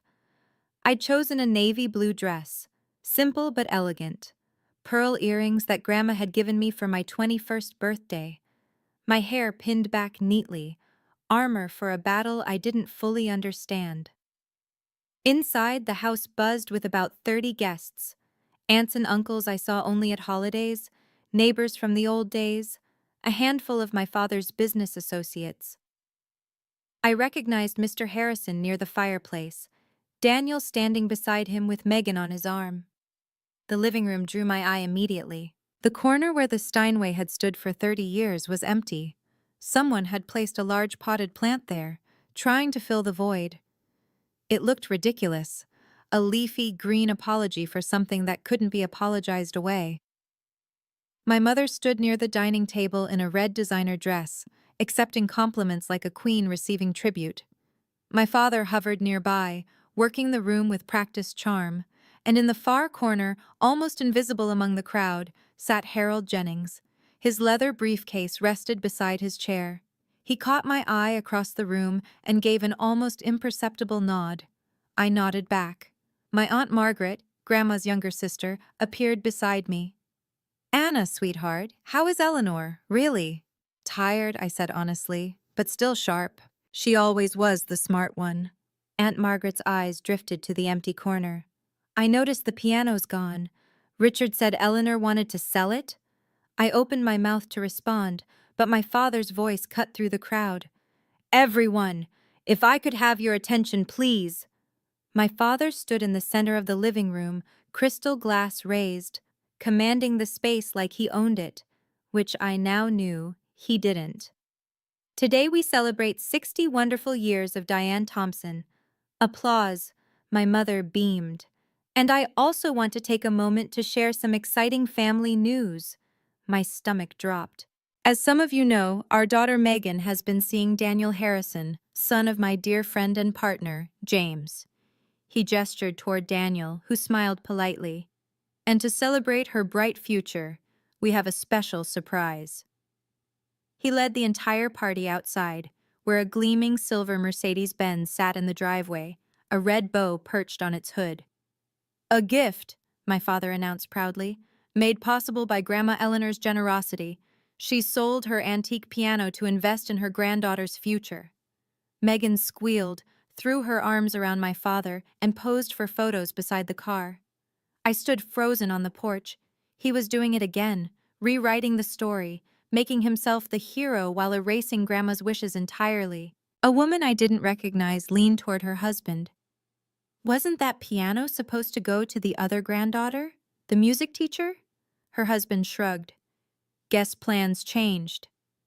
Aunt Margaret appeared beside me, her face pale. Anna, did Eleanor really agree to this? Before I could answer, Megan spotted me and called out, her voice dripping with false sweetness. Anna, come take a picture. Don't be jealous. I'm sure Grandma will leave you something too. Maybe her collection of old sheet music? Scattered laughter from the crowd. My hands were shaking. My vision blurred with tears I refused to let fall. And then, behind me, I heard the click of a briefcase opening. Everyone began filing back inside, but Aunt Margaret blocked my father's path. Richard! Her voice was steady, but I could see her hands trembling. I need to ask you something. My father's smile didn't waver. Can it wait, Margaret? We're in the middle of... Did you ask Eleanor before you sold that piano? The question landed like a stone in still water. Conversations nearby stuttered to a halt. Mother is in hospice, my father said smoothly. She's not in a condition to make these kinds of decisions. We did what was best for... I spoke with her this morning. Aunt Margaret's voice grew stronger. She's clear-headed, Richard, completely lucid. And she told me you never asked her permission. You never even told her. More people were listening now. I saw Mr. Harrison frown, saw Daniel shift uncomfortably. My mother pushed forward, face flushed. Margaret, this is my birthday. Let's not make a scene. A scene? Aunt Margaret laughed, but there was no humor in it. Diane, your husband sold Eleanor's most precious possession without her knowledge and used the money for a car. If anyone's making a scene, it's not me. The room had gone quiet. 30 pairs of eyes ping-ponged between my aunt and my parents. My father's composure cracked, just slightly. This is a family matter. It doesn't need to be discussed in public. Actually, a new voice said from behind us, I think public is exactly where it needs to be discussed. I turned. Harold Jennings was standing now, his briefcase open, a folder of documents in his hand. He walked toward the center of the room with the calm authority of a man who had done this 1,000 times. Good afternoon, everyone. My name is Harold Jennings. I'm Eleanor Whitmore's attorney. My father's face went white. The silence was suffocating. Harold positioned himself near the empty corner where the piano used to stand, a choice that felt deliberate. I apologize for interrupting the celebration, he said, his voice carrying easily across the room. But Eleanor Whitmore has asked me to address some urgent matters regarding her estate. Given the circumstances, she felt it was important that her family, and those close to them, hear this directly. My father found his voice first. My mother has an attorney? Since when? Since 30 years ago, Richard. Harold's tone was polite but cutting. I also represented your father. You would know this if you'd ever bothered to ask. Muffled gasps. Someone in the back whispered, "Oh my God. This is outrageous." My mother stepped forward. "Eleanor is dying. She's not in her right mind. Whatever papers you have." "Mrs. Thompson." Harold raised a hand, silencing her. "I visited Eleanor this morning. Her nurse Carol can confirm she is fully competent and lucid. She dictated specific instructions for today's meeting." He opened the folder and removed a document. "Now I understand there's been some confusion about property ownership. So let me clarify." He held up the paper. "This is the deed to the house we are currently standing in." I watched my father's face drain of color. "Notice the name on the deed. Eleanor Whitmore, not Richard Thompson, not Diane Thompson." Harold paused, letting the words sink in. "This house has never been transferred. It was never gifted. Your parents have been living here rent-free for 10 years at Eleanor's generosity. Nothing more." The room erupted in whispers. My father grabbed the edge of a chair, steadying himself. Megan stared at her father, confusion and panic warring on her face. And Harold Jennings wasn't done. "That," he said quietly, "is just the beginning. If you're still here, I'm guessing you're holding your breath the same way I was in that moment." Before I tell you what Harold revealed next, I want to ask you something. Who do you think actually owns that house? My parents. Because surely Grandma must have transferred it at some point. B. Grandma, because there's been a secret all along. Me, because the biggest twist is yet to come. Drop your answer in the comments, then keep watching to find out. My father's voice cracked. "This is impossible. Mother said the house was ours. She promised. She promised you could live here." Harold set the deed on the dining table where everyone could see it. "She never promised ownership. There's a significant legal difference, Mr. Thompson." I watched the realization spread through the room like wildfire. Mr. Harrison took a small step back from my father. One of the neighbors exchanged a knowing glance with her husband. "For 10 years, Harold continued, you've enjoyed this property without paying rent, utilities, or property taxes, all covered by Eleanor's accounts. You've treated it as your own. You've even made modifications without permission." He glanced at the modern light fixtures my mother had installed last year. "Legally, you are tenants at will, and the property owner has the right to terminate that arrangement at any time." "You can't be serious." My mother's voice was shrill. "We've lived here for a decade. We've invested in this house." "Invested without authorization." Harold's expression didn't change. "Any improvements you've made without written consent belong to the property owner, Eleanor Whitmore." Megan grabbed Daniel's arm. "This is insane. Dad, tell them this is some kind of joke." My father couldn't speak. He was staring at the deed like it was a death warrant. "I should also mention," Harold added, almost casually, "that Pennsylvania law takes property fraud quite seriously. Representing someone else's property as your own, particularly in business contexts, can have significant legal consequences." I saw Mr. Harrison's expression shift from confusion to cold calculation. He was looking at my father differently now, not as a partner, but as a liability. The empire my father had built on borrowed prestige was crumbling before our eyes, and Harold still had more documents in his folder. "Now," Harold said, pulling out a second document, "we come to the matter of the trust." "What trust?" My father's voice was barely above a whisper. 5 years ago, Eleanor Whitmore established a separate trust, independent of the will that was shared with your family. This trust was created specifically to protect her most valuable assets in the event of," he paused delicately, "financial misconduct." "Financial misconduct?" My mother sputtered. "We're her family." "Family members can still commit misconduct, Mrs. Thompson, as recent events have demonstrated." Harold withdrew a thick document, its pages crisp and official-looking. "Per the terms of this trust, the following assets are irrevocably assigned to a single beneficiary: the property we're standing in, Eleanor's financial accounts, and all items of sentimental value, including the 1892 Steinway piano that was recently sold without authorization. He looked up, and his gaze settled directly on me. The sole beneficiary is Annabelle Rose Thompson. The room went silent. Megan's shriek broke it. What? This is fraud, my father shouted. She was manipulated. That little... He pointed at me, face contorted with rage. Richard. Harold's voice turned to ice. I would advise you to choose your next words very carefully. Everything said here today has been witnessed by over 30 people. Aunt Margaret moved to stand beside me. Her hand found mine and squeezed. Eleanor knew exactly what she was doing, Harold continued. She spent 5 years watching, waiting, hoping her son would prove her wrong. Instead, he sold her most treasured possession to buy a car for the granddaughter who never visits her. He paused. Actions have consequences, Mr. Thompson. This is yours. My mother was crying now. Megan looked like she might be sick, and I couldn't move, couldn't breathe, couldn't believe what I was hearing. Harold let the chaos settle for a moment before continuing. Regarding the piano sale, he pulled out another document.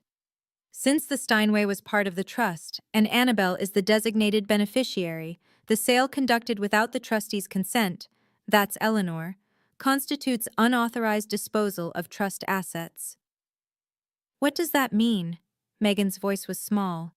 It means the $95,000 must be returned to the trust within 30 days. Harold's gaze swept across my parents and sister. Failure to comply will result in civil litigation for misappropriation of trust property. Given the clear paper trail, I assure you, the outcome would not be favorable for your family. My father laughed, a hollow, desperate sound. We don't have $95,000 sitting around. The money went to the car. Then I suggest you find a way to liquidate that asset. Harold nodded toward the window, where the Mercedes was still visible in the driveway, red bow and all. The dealer might accept a return, though you'll likely take a significant loss. Megan burst into tears.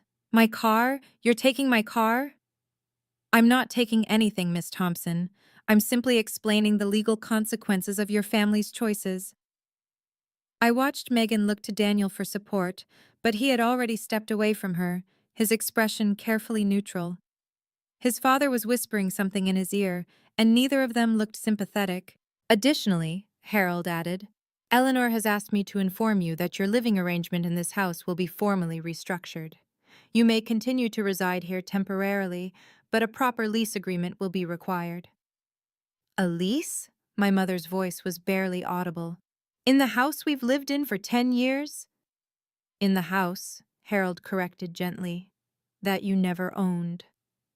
The room had gone deathly quiet. Every eye was on me. My father turned slowly, his face twisted with betrayal and fury. You did this. You poisoned her against us. I stood my ground. No, Dad. I didn't do anything. My voice was steadier than I expected. Grandma made these decisions 5 years ago. Before I knew anything about them, I only found out this week. Liar! My mother's voice shook with venom. You've always been jealous of Megan, of our family's success. This is your revenge. Revenge? I felt something cold and hard crystallize inside me. I didn't sell Grandma's piano without asking her. I didn't spend the money on a car for myself. I didn't lie to everyone about what happened. I stepped forward, looking directly at my mother. I'm not the one who said at least she's useful for something when I agreed to visit Grandma every day. I'm not the one who hung up on me when I asked questions. And I'm not the one who threatened me, saying I'd be responsible for killing Grandma if I told her the truth. Gasps rippled through the crowd. Aunt Margaret's hand tightened on mine. I spent 28 years being invisible in this family. My voice didn't waver. I accepted it because I thought that's what love required, shrinking yourself to make others comfortable.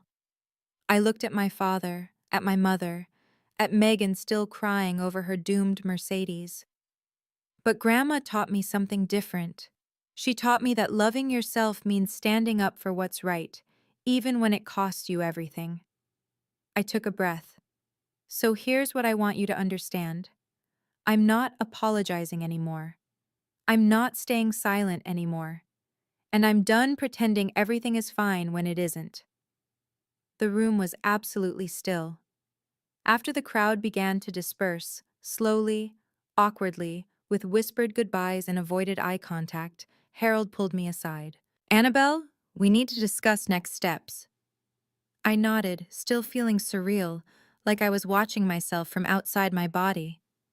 Legally, you have several options. He spoke quietly so only I could hear. You could demand immediate eviction. Given the circumstances, your grandmother would support whatever you decide. I looked across the room at my parents. My father had collapsed into a chair, head in his hands. My mother stood frozen by the window, mascara streaked down her face. Megan had disappeared, probably outside, mourning her Mercedes. They looked broken. Part of me, a small, wounded part, wanted to twist the knife, to make them feel every ounce of the pain they'd caused me over 28 years. But that wasn't who I wanted to be. I don't want to throw them out, I said slowly. Not immediately. Harold raised an eyebrow. Are you certain? Yes. I took a breath. Here's what I want. The 95,000 gets returned within 90 days, not 30. I'll give them time to sell the car and figure things out. They can stay in the house with a formal lease agreement at a minimal rent. After Grandma, I swallowed hard. After she passes, they'll have 12 months to find somewhere else to live. That's remarkably generous, given everything.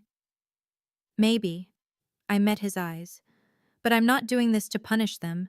I'm doing it because it's right, and because I refuse to become the kind of person they are. Harold studied me for a long moment. Then he nodded, a hint of respect in his expression. Your grandmother said you'd respond this way? She's very proud of you, Annabelle. I know. My voice cracked. I know she is.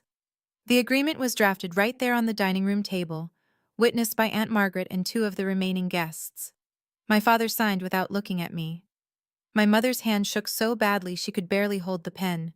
Neither of them said a word. By the time the last signature was in place, the house had emptied. Mr. Harrison and Daniel had left without saying goodbye. I later learned Daniel had driven away while Megan was still outside crying. The birthday cake sat untouched. The banner drooped sadly over the front porch. Aunt Margaret hugged me tight before leaving. You did the right thing, sweetheart. Eleanor would be so proud. She is proud, I said softly. I talked to her this morning. As if on cue, my phone buzzed. A video call request from Grandma's hospice number. I answered, walking to the empty corner of the living room where the piano used to be. Her face appeared on screen, pale but peaceful. Nurse Carol was visible in the background, smiling. My brave girl. Grandma's voice was weak but warm. How do you feel? Terrified, I admitted, and relieved, and sad, all at once. That's how courage feels, sweetheart. It's never comfortable. I didn't throw them out. I gave them time.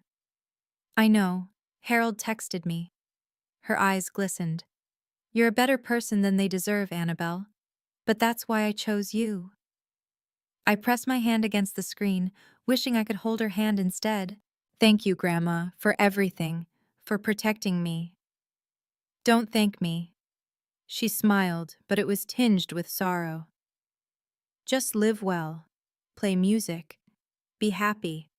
That's how you thank me. I will. I know you will, sweetheart. She closed her eyes. I know you will. I know a lot of you are probably thinking, so that's it? Did your parents ever change? The honest answer is complicated. Not every story has a perfect ending, but every story has a lesson. Before I tell you what happened in the months that followed, I want to hear from you. Have you ever had to set boundaries with family? How hard was it? Drop your story in the comments. I read every single one. The first week after the party was chaos. News travels fast in small social circles, and the story of what happened at Diane Thompson's 60th birthday spread like wildfire. My father's business partners suddenly became unavailable for meetings. Old friends stopped returning calls. Mr. Harrison formally withdrew from the joint venture they'd been planning. When my father demanded an explanation, the response was cold. I can't do business with someone I can't trust, Richard. If you'd deceive your own mother, what would you do to a partner? The deal would have been worth over $200,000, gone in an instant. Megan had to return the Mercedes. The dealership only offered her $80,000, $15,000 less than my parents had paid. She screamed at the salesman for 20 minutes before finally signing the paperwork. Daniel broke up with her 3 days later via text message. My family thinks it's best if we take some time apart, the message read. Translation: they wanted nothing to do with the Thompson family drama. My sister, who had always been the golden child, found herself suddenly ordinary. No car, no wealthy boyfriend, no special status. She had to borrow my mother's old Honda to get to job interviews. I didn't gloat. I didn't reach out. I simply went about my life, teaching piano to my students, visiting Grandma every evening. But I'd be lying if I said there wasn't some quiet satisfaction in watching the facades crumble. My father had spent years measuring success in appearances, the house, the car, the right connections. Now he was learning that none of it had ever been real. The foundation he'd built his identity on was borrowed, and borrowed things always have to be returned. 3 weeks after the birthday party, the hospice called me at 6 a.m. You should come now, the nurse said gently. She's asking for you. I drove faster than I should have, my heart pounding the entire way. Grandma's room was quiet when I arrived. The morning light filtered through the curtains, casting soft golden shadows across her bed.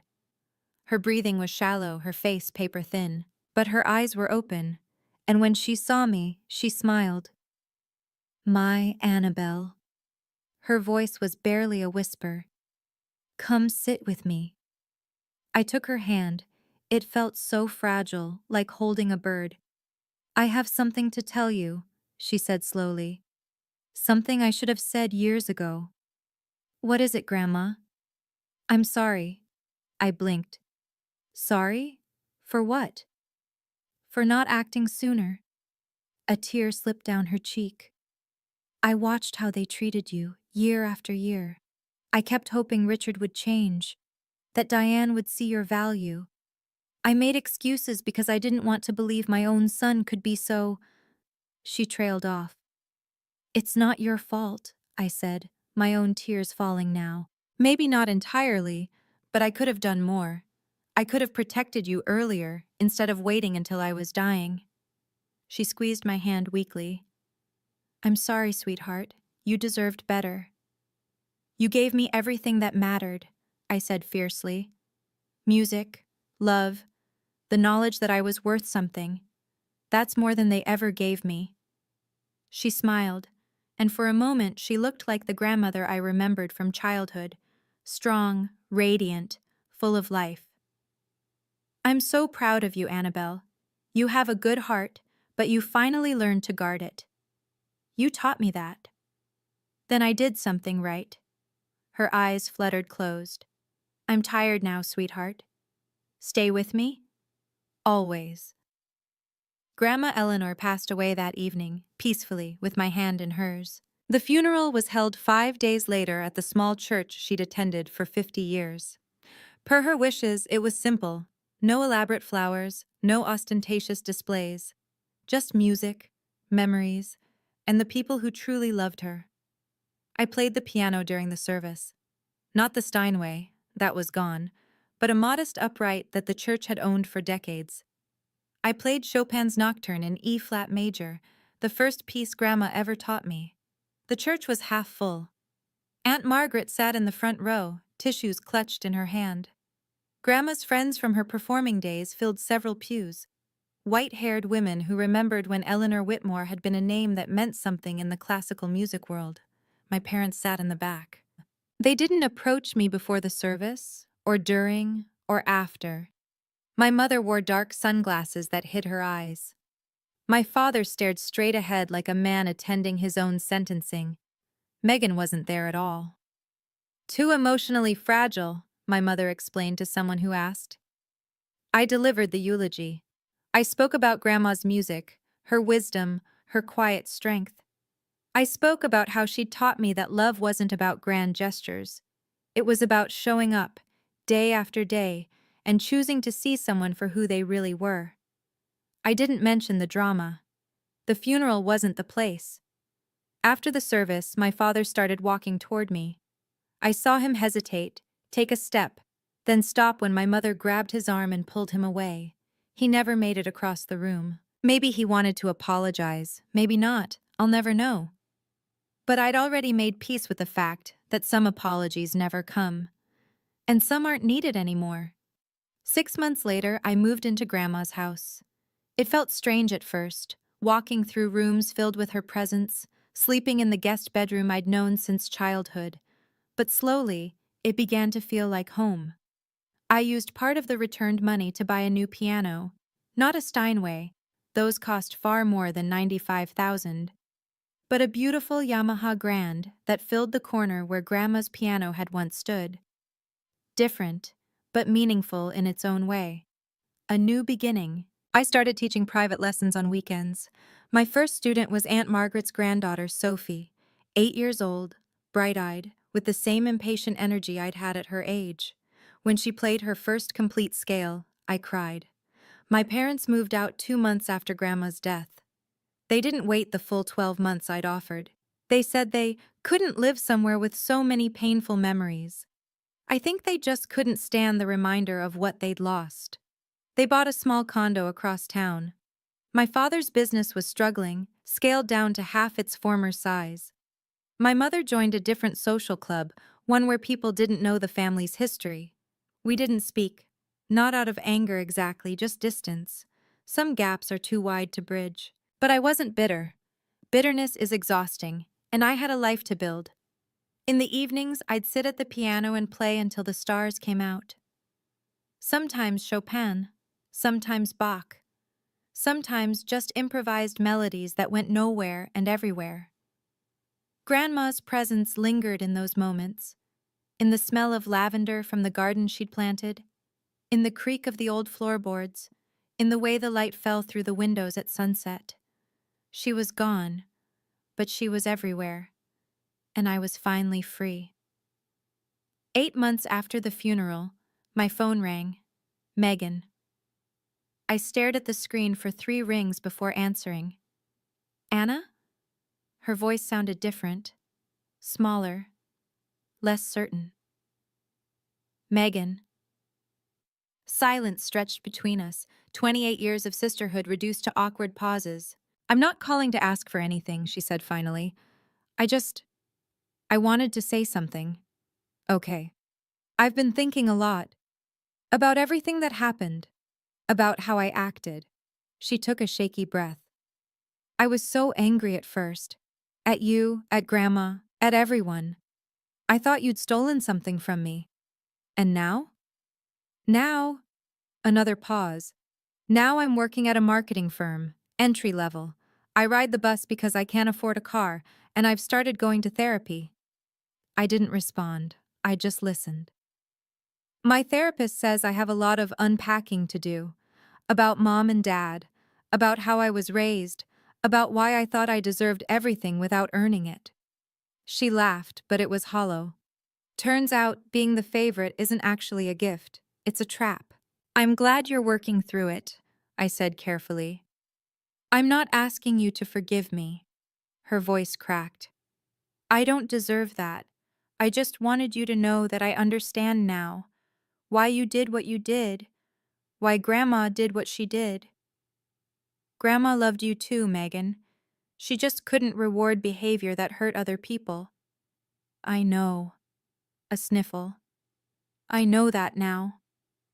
We sat in silence for a moment. If you ever want to talk, I said slowly, I'm willing to listen. But trust takes time to rebuild. I understand. Good. We hung up without saying goodbye, not out of coldness, but because neither of us knew how. Some doors, once closed, open slowly. But they can still open. It's spring now. a full year since Grandma entered hospice. Tonight, I sit at my piano as the sun sets over the garden. The windows are open, and a warm breeze carries the scent of jasmine and freshly cut grass. I play Grandma's favorite nocturne, the one she performed at her final concert 20 years ago. The notes drift through the empty house, filling the silence with something softer. I think about everything that's happened: the betrayal, the reveal, the boundaries I never thought I'd have the courage to set. I think about Grandma, her strength, her patience, her quiet determination to protect me, even when I didn't know I needed protecting. I think about my parents, in their small condo, rebuilding a life that will never be quite what they imagined. About Megan, riding the bus, learning for the first time what it means to earn something. I don't hate them. Hate takes too much energy, but I don't need them anymore either. And that's a kind of freedom I never expected to find. The nocturne ends. The final notes hang in the air, then fade into the evening quiet. I look at Grandma's photograph on the piano, her at 60, radiant, fingers poised over the keys of the Steinway I'll never play again. "I'm doing okay, Grandma," I whisper. "I'm more than okay." Somewhere, I like to think she hears me. I close the piano lid, stand, and walk to the window. The stars are just beginning to emerge, pinpricks of light in the darkening sky. I don't have the original piano. I don't have the family I thought I had. But I have something better. I have myself. I have boundaries. I have a life I built on truth instead of silence. And that's the real inheritance Grandma left me. And that's my story. Thank you for staying until the end. If this resonated with you, if you've ever had to stand up for yourself in a family that made you feel invisible, I want you to know you're not alone. Setting boundaries isn't selfish. It's how you honor your own worth. Hit like if this story meant something to you. Subscribe if you want more stories like this. And check the description for more videos I think you'll love. Take care of yourselves, and remember, you deserve to be seen. My name is Tiffany Seward. I'm 34. Last month, my mom looked me in the eye and said, "Your sister gets sick every time she sees your face. Pack your things. Tonight." I didn't scream. I didn't cry. I picked up one bag, a gray duffel I'd had since college, and I walked out of my parents' house without a single word. My dad stood in the hallway the entire time. He watched me carry that bag past him. He said nothing. For 7 days, not one call, not one text. Then my dad called, then my mom, then my sister. I let every single one ring. But those 7 days of silence didn't break me. They gave me something I'd never had before: clarity. Before I take you back to that night, take a second to like and subscribe, and drop a comment telling me where you're watching from and what time it is right now. Now let me take you back to a Thursday evening in April, the night my mother chose my sister over me for the last time. I'm standing at my parents' kitchen sink, warm water running over a casserole dish. Thursday dinner, the same routine I've kept every other week since I moved out 6 years ago. The house smells like garlic bread and lemon cleaner. The TV is on low in the living room. Everything is normal. Everything is fine. Except Jocelyn has been in my mother's bedroom with the door shut for over an hour. I can hear the murmur of her voice through the wall, rising, falling, rising again. My mother's voice is lower, soothing, the kind of tone she uses when she's absorbing someone else's crisis like a sponge. I rinse the last dish, dry my hands on a striped towel, set it on the counter, fold it in thirds, force of habit. That's when the bedroom door opens. My mother walks out first. Her face is set, not angry, decided. There's a difference. Angry leaves room for argument. Decided does not. "Your sister says she gets sick every time she sees your face." She says it flat, like reading a prescription label. "I need you to pack your things, tonight." I look past her down the hall. My father is standing near the coat closet, one hand on the doorframe. His eyes are on the floor. "Did you ask what actually happened between us?" I say. "I don't need to." My mother's chin lifts. I can see what it does to her. I fold the towel once more. place it on the counter, walk upstairs. My old bedroom, the one I gave up at 12 so Jocelyn could have her own space, still has a shelf with my college textbooks. I pull the gray duffel from the closet, pack it in under 4 minutes. My father is still by the coat closet when I come down. I walk past him without stopping. He's had 34 years to say something. Tonight isn't going to be the night. 3 days before the duffel bag. That's where this really starts.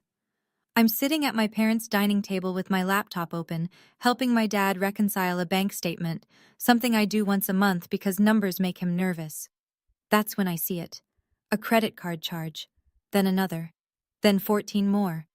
$4,200. Spread across 3 weeks, all on my parents' joint card. The merchant names are a mix of boutique clothing sites, a luxury skincare subscription, and a handbag reseller. Not a single business expense. Jocelyn told our parents she needed the card for startup inventory.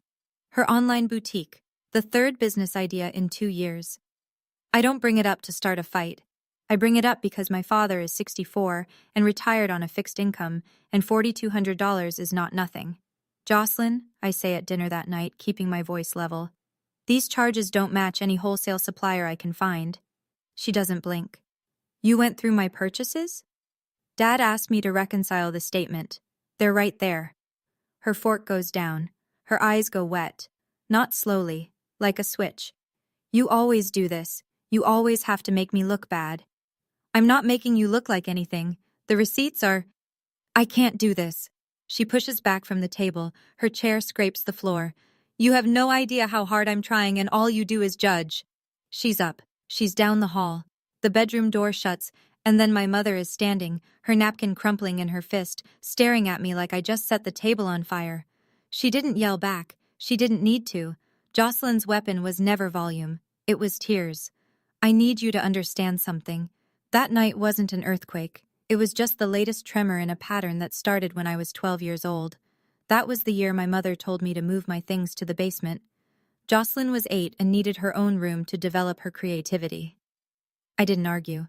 I carried my bedsheets down 2 flights of stairs and made a corner of the basement work. My dad stood in the doorway that night. He raised his hand like he was going to knock on the wall, maybe say something. Then he turned around and went back upstairs.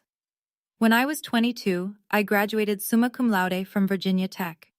Project management major, double minor in data analytics and organizational communication. My parents came to the ceremony. They sat in the back. They stayed 10 minutes after the processional, then left because Jocelyn wasn't feeling well. I found out later she had a headache.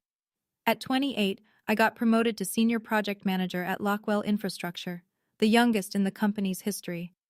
I called my mom from the parking lot, still shaking. She said, "That's great, honey. Listen, your sister just got yelled at by her boss, and she's really upset. Can I call you back?" She never called back. Every milestone shrank the moment it entered that house. Every achievement got filed behind whatever crisis Jocelyn was performing that week. I kept performing because I believed that one day, if I achieved enough, they would finally see me. That was the lie I told myself for 22 years. I wasn't angry the night I packed that bag. I was exhausted. There's a difference. Anger still expects things to change. Exhaustion has stopped asking. Let me tell you about my sister. Not the version you'd hear at Thanksgiving. The version that took me 3 decades to see clearly. Jocelyn is 30 years old. She's smart, genuinely smart. She reads a room faster than anyone I've ever met. She knows exactly when to lower her voice, when to let her eyes fill, when to press her lips together like she's fighting tears she's too brave to release. She doesn't plan it the way a con artist plans a grift. It's more instinctive than that. It's the only tool she's ever needed, because it's the only tool our family ever rewarded. When her online boutique went under last year, $12,000 of our parents' money gone, she didn't say I failed. She said, "I'm scared that Tiffany was right about me, and that thought makes me want to disappear." My mother heard disappear and stopped hearing everything else. Within 20 minutes, Mom was on the phone with me. "Do you see what your criticism does to her? She's fragile, Tiffany. She's not like you." That phrase, "she's not like you," was the leash they kept me on for years. It meant, You're strong, so you absorb the damage. She's weak, so she gets the shield. But here's the thing about someone who never faces consequences. They never build the muscle to survive them. Jocelyn isn't fragile because she was born that way. She's fragile because every time she started to crack, someone rushed in to glue her back together before she could learn to do it herself.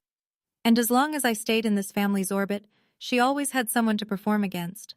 My competence was the backdrop that made her helplessness convincing. My mother retired from teaching 3 years ago, 31 years at Maple Ridge Elementary, Employee of the Year twice. She loved that job, not just the kids, but the structure, the morning bell, the lesson plan, the lineup of small faces that needed her. When that ended, she came home to a quiet house and a husband who was already deep into his own retirement of fishing and cable news. She needed someone to need her. Jocelyn volunteered without knowing it. Every crisis Jocelyn manufactured, the failed business, the boyfriend who left, the apartment she couldn't afford, gave my mother a classroom again. Someone to organize, someone to rescue, someone who proved that Linda Hale was still essential. I was the opposite problem. I paid my own rent at 22. I managed multi-million-dollar infrastructure timelines by 26. I didn't call home crying. I called home to share good news, and good news didn't give my mother anything to fix. So she built a system, unspoken rules that kept the household stable and her role secure. Rule 1. Never question Jocelyn's choices. Rule 2. Never bring up money. Rule 3. If there's tension, it's Tiffany who adjusts.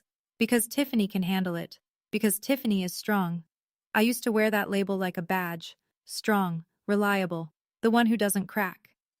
I didn't realize until much later that strong was just the word my family used for expendable. My mother didn't kick me out that Thursday because she believed Jocelyn was sick. She kicked me out because I was the only threat to an architecture she'd spent 3 years building. And the anniversary party she'd been planning for 6 months, the one that needed the whole family smiling for 60 guests, was 3 weeks away. My father is a good man. I need to say that first, because the rest of this will make it sound like he isn't. Gary Hale spent 40 years fixing other people's pipes. He could diagnose a leaking valve in the dark and have it repaired before breakfast. He sold his plumbing business at 62, paid off the house, and settled into a retirement of bass fishing and Weather Channel reruns. But in his own home, he never fixed a thing that mattered. His entire strategy for family conflict was a single sentence: "Don't upset your mother." He said it the year I moved to the basement. He said it the year my graduation got cut short. He said it every time I came to him with something that hurt, something that was unfair, something that needed a father's voice. Don't upset your mother. As if her comfort was the load-bearing wall and everything else, my feelings, my dignity, my place in this family, was furniture you could rearrange. I remember one night when I was 14, Jocelyn had blamed me for breaking a ceramic bowl she'd knocked off the counter herself. My mother grounded me for a week. That evening, my dad came down to the basement. He stood outside my door. I heard him breathing. I watched the shadow of his shoes shift under the gap. He raised his hand. I could hear his knuckles brush the wood. Then the shadow moved, and he walked away. He loved me. I know that. But love without action is just a feeling you keep to yourself. And my father kept it to himself for 34 years. Still, somewhere deep in the foundation of that quiet man, something was about to shift. I just didn't know it yet. The duffel weighs 11 pounds. I know because the strap digs into my shoulder the same way it did move-in day at Virginia Tech, the one trip my parents actually showed up for on time. I set my parents' house key on the kitchen counter, right next to the folded towel. I don't slam the door. I close it the way you close a chapter you've reread too many times. My car starts on the first turn. I pull out of the driveway, past the mailbox my dad repainted every spring, past the oak tree Jocelyn and I used to climb before climbing together, stopped being something we did. 40 minutes on Route 29. No radio, no phone call, just the hum of tires and the sound of my own breathing, which is steadier than I expected. Marcus is standing in our kitchen when I come through the door. He sees the duffel before he sees my face. He doesn't ask what happened. He reads me the way he reads a deposition, looking for what's missing, not what's there. "I'll make coffee," he says. I sit at our kitchen table. My hands settle on the surface, and for a second, my right hand drifts to my stomach. 10 weeks. A life I hadn't told anyone about except the man pouring decaf at the counter. I was 10 weeks pregnant, and sitting in that kitchen, staring at the duffel bag on the floor, I made a decision that had nothing to do with my parents or my sister. My child would never grow up wondering if they were enough. I reached over and turned off my phone. The screen went black. For 7 days, I disappeared. Here's what I didn't know the night I left. The party was already falling apart without me. 2 weeks before the blow-up, Jocelyn had volunteered to organize my parents' 40th wedding anniversary celebration. She announced it at Sunday brunch like she was accepting an award. "I want to do this for you guys. Let me handle everything." My mother beamed. My father nodded. Nobody mentioned that every event Jocelyn had ever handled, a baby shower for our cousin, a neighborhood block party, a 4th of July cookout, had ended with someone else finishing the work, usually me. But this time, the guest list was 63 people, a rented private dining room at Belante's, the Italian place on Main Street, printed invitations, a slideshow, a catering deposit, real logistics. Jocelyn had pitched the party right after her boutique folded. I see that now. It was a play, proof she could still deliver something, proof she was still the daughter who showed up. A week before the credit card fight, my Aunt Ruth called me out of the blue. Ruth is my mother's younger sister, a community nurse, quiet, observant. We'd never been close, mostly because my mother kept distance between us. "Tiffany," she said, "I want you to know something. Your mother is doing to you exactly what our mother did to me." I didn't understand what she meant. Not yet. 3 days later, I was standing at a kitchen sink, and my world tipped sideways. But Ruth's words stayed with me. And Marcus said something that same week that I keep circling back to. "You've been keeping a timeline in your head your whole life. Maybe it's time to write it down." I didn't know it then, but that timeline would become the most important project I'd ever manage. If you've ever sat at a family dinner and felt like you were performing a role nobody wrote for you, I see you. I've been there. Drop a comment and tell me. Have you ever been the invisible one in your family? I read every single comment. And if this story is hitting close to home, hit that subscribe button. Because what happens in the next 7 days changed everything for me. Day 1. I wake up at 6 like always. Shower, coffee, drive to the office. Sit through a 90-minute stakeholder meeting about a highway overpass in Henrico County. Nobody at work knows my mother kicked me out of her house 12 hours ago. Nobody notices anything different. That's the thing about being trained to absorb. You get very good at looking normal, while something inside you is rearranging. Day 2. No call. No text. I check my phone once in the morning, once at lunch, once before bed. Nothing. The silence doesn't surprise me. I know what they're waiting for. They're waiting for the pattern to complete, the part where I call first, apologize for making it worse, and offer to smooth things over so everyone can pretend it never happened. I don't call. Day 3. Still nothing. Marcus watches me from across the breakfast table. He's not a hovering man. 16 years of litigation taught him when to speak and when to let the record develop. "Do you want me to call them?" he asks. "No, I want to see how long it takes." That night, after Marcus goes to bed, I sit at the kitchen table with my laptop. I open a blank spreadsheet, the same template I use for project risk assessments. Columns, date, event, who said what, result. I start typing. Not to build a case, not to prepare for a fight. I just need to see it laid out, clean, linear.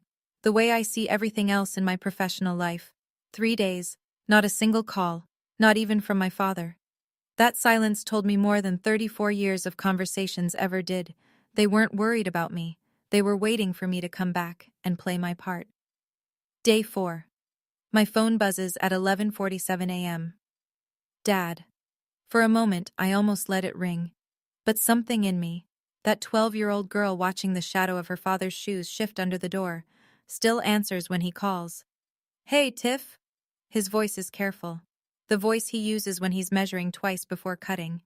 "Hey, Dad." Pause. I can hear the TV in the background. Some game show. The dishwasher running. Normal sounds from a house that expelled me 4 days ago. So, your mother's been upset. The anniversary party is in 3 weeks and we need to figure out the seating chart. I let 10 seconds pass. I count them. Is that why you're calling, Dad? He clears his throat. I'm calling because we need to talk about this. You had a chance to talk about it. You watched Mom tell me to pack my bags and you said nothing. That's not fair, Tiff. Exactly. I hang up. Marcus is in the doorway of my office. He heard the whole thing. He doesn't ask what happened. He just leans against the frame and waits. He called about the seating chart, I say. Marcus exhales through his nose. Not a laugh. Something closer to confirmation. My mother kicked me out of her house because my sister said my face makes her sick, and my father called 4 days later to talk about where people sit at dinner. I close my laptop, place both hands flat on the desk. The spreadsheet is still open behind the dark screen, 6 entries so far. Dates, names, consequences. I'm not coming back to make their anniversary comfortable. I'm done being the padding between this family's furniture. Marcus nods once. That's all I need. Day 6. 2 missed calls from Mom, 1 voicemail. I don't listen to it right away. I let it sit on my phone like an unopened bill. You know it's there, you know what it probably says, and you know it won't say what you actually need to hear. Marcus is the one who accidentally plays it. He picks up my phone thinking it's his, same case, same ringtone, and the voicemail starts before he can stop it. He holds it out to me, eyebrows raised. I press play. Tiffany, this has gone on long enough. My mother's voice is clipped, efficient, classroom voice. Your father and I want you at the anniversary. Jocelyn is willing to put this behind her. We all need to move forward as a family. That's it. 43 seconds. I listened to it twice. Not because I missed something, but because I want to be sure I'm hearing what I think I'm hearing. Notice the framing, I say to Marcus. I'm in project mode now. The same part of my brain that catches scope creep in a contractor's email is dissecting every word. Jocelyn is willing. Not we're sorry, not we were wrong. Jocelyn is willing to forgive me for something I didn't do. Marcus tilts his head. That's not an apology. That's a job offer. Show up, perform, keep quiet. And the deadline is the anniversary. I save the voicemail, not as evidence, as a reminder. The next time I start doubting myself, the next time that old habit of absorbing kicks in, I want to remember exactly how my mother sounded when she chose choreography over honesty. She didn't call to check on me. She called to manage me. And for the first time in my life, I could hear the difference. Day 7. The text comes at 9:14 p.m. I'm on the couch with a mug of chamomile, feet tucked under a blanket, reading a project brief on my tablet. Marcus is in the study reviewing depositions. My phone lights up. Jocelyn. It's long, 4 paragraphs. I read it once, then read it again with the part of my brain that reviews stakeholder communications for hidden agenda. Tiff, I know you're hurting. I'm hurting too. This whole thing has been so hard on all of us. Mom and Dad are devastated. I hate that our family is going through this right now, especially with the party coming up. Can we please just be sisters again? I miss you. I really do. The party won't feel right without you there. Mom put so much work into it and it would mean everything to her. Can we just move past this? For them? 4 paragraphs. 3 mentions of the party. 0 mentions of what she actually said about me. 0 acknowledgement that her words got me removed from my parents' home. She doesn't apologize because, in her version of events, she's not the one who did anything wrong. She reframes the entire conflict as something that happened to both of us equally. This whole thing has been so hard on all of us, as if she didn't strike the match. I screenshot the text, add it to the spreadsheet. Row 14. Jocelyn wasn't reaching out to mend a relationship. She was casting a role. She needed me back in position so the anniversary could go on as planned. The full family portrait, everyone smiling, no empty chairs to explain. I don't reply. But that night, after Marcus falls asleep, I pick up my phone and call someone I should have called years ago. Aunt Ruth. Aunt Ruth picks up on the second ring. Her voice is calm, like she's been sitting by the phone waiting for this exact call. I was wondering when you'd reach out, she says.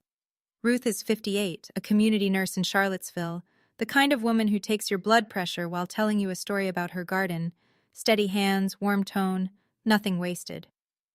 Ruth, I need to ask you something. What did you mean when you said Mom is doing to me what your mother did to you? She doesn't hesitate.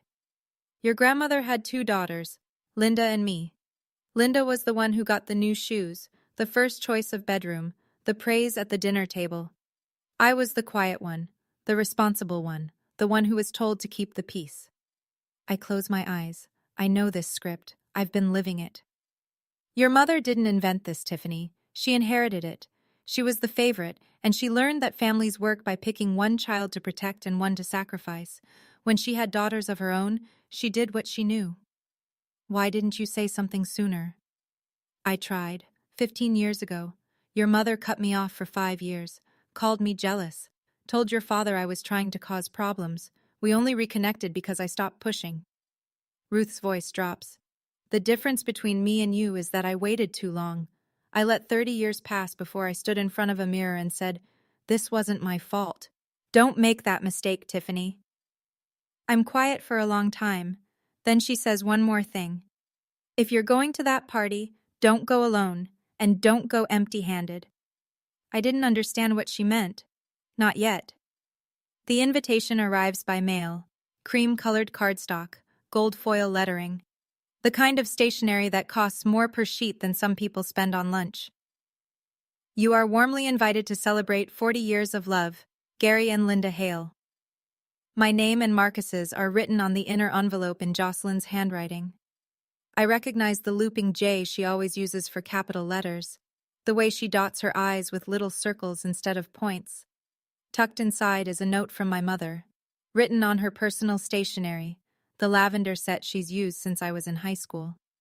We want the whole family there. This is bigger than any argument. Love, Mom. I read it standing at the kitchen counter. Marcus reads it over my shoulder. They didn't invite you back into the family, he says. They invited you into the photo. He's right. 63 guests, friends from church, neighbors from the cul-de-sac, extended family from both sides. If I'm not there, people will ask questions, and questions are the one thing my mother can't control. I turn the invitation over. On the back, in small print, Event Coordinator, Jocelyn Hale. Marcus catches it too. She's coordinating a 60-person party? She can't coordinate a grocery list. It's not a joke. It's the truth. Every group project, every family gathering, every shared responsibility, Jocelyn commits big and delivers small. The follow-through has always fallen to someone else.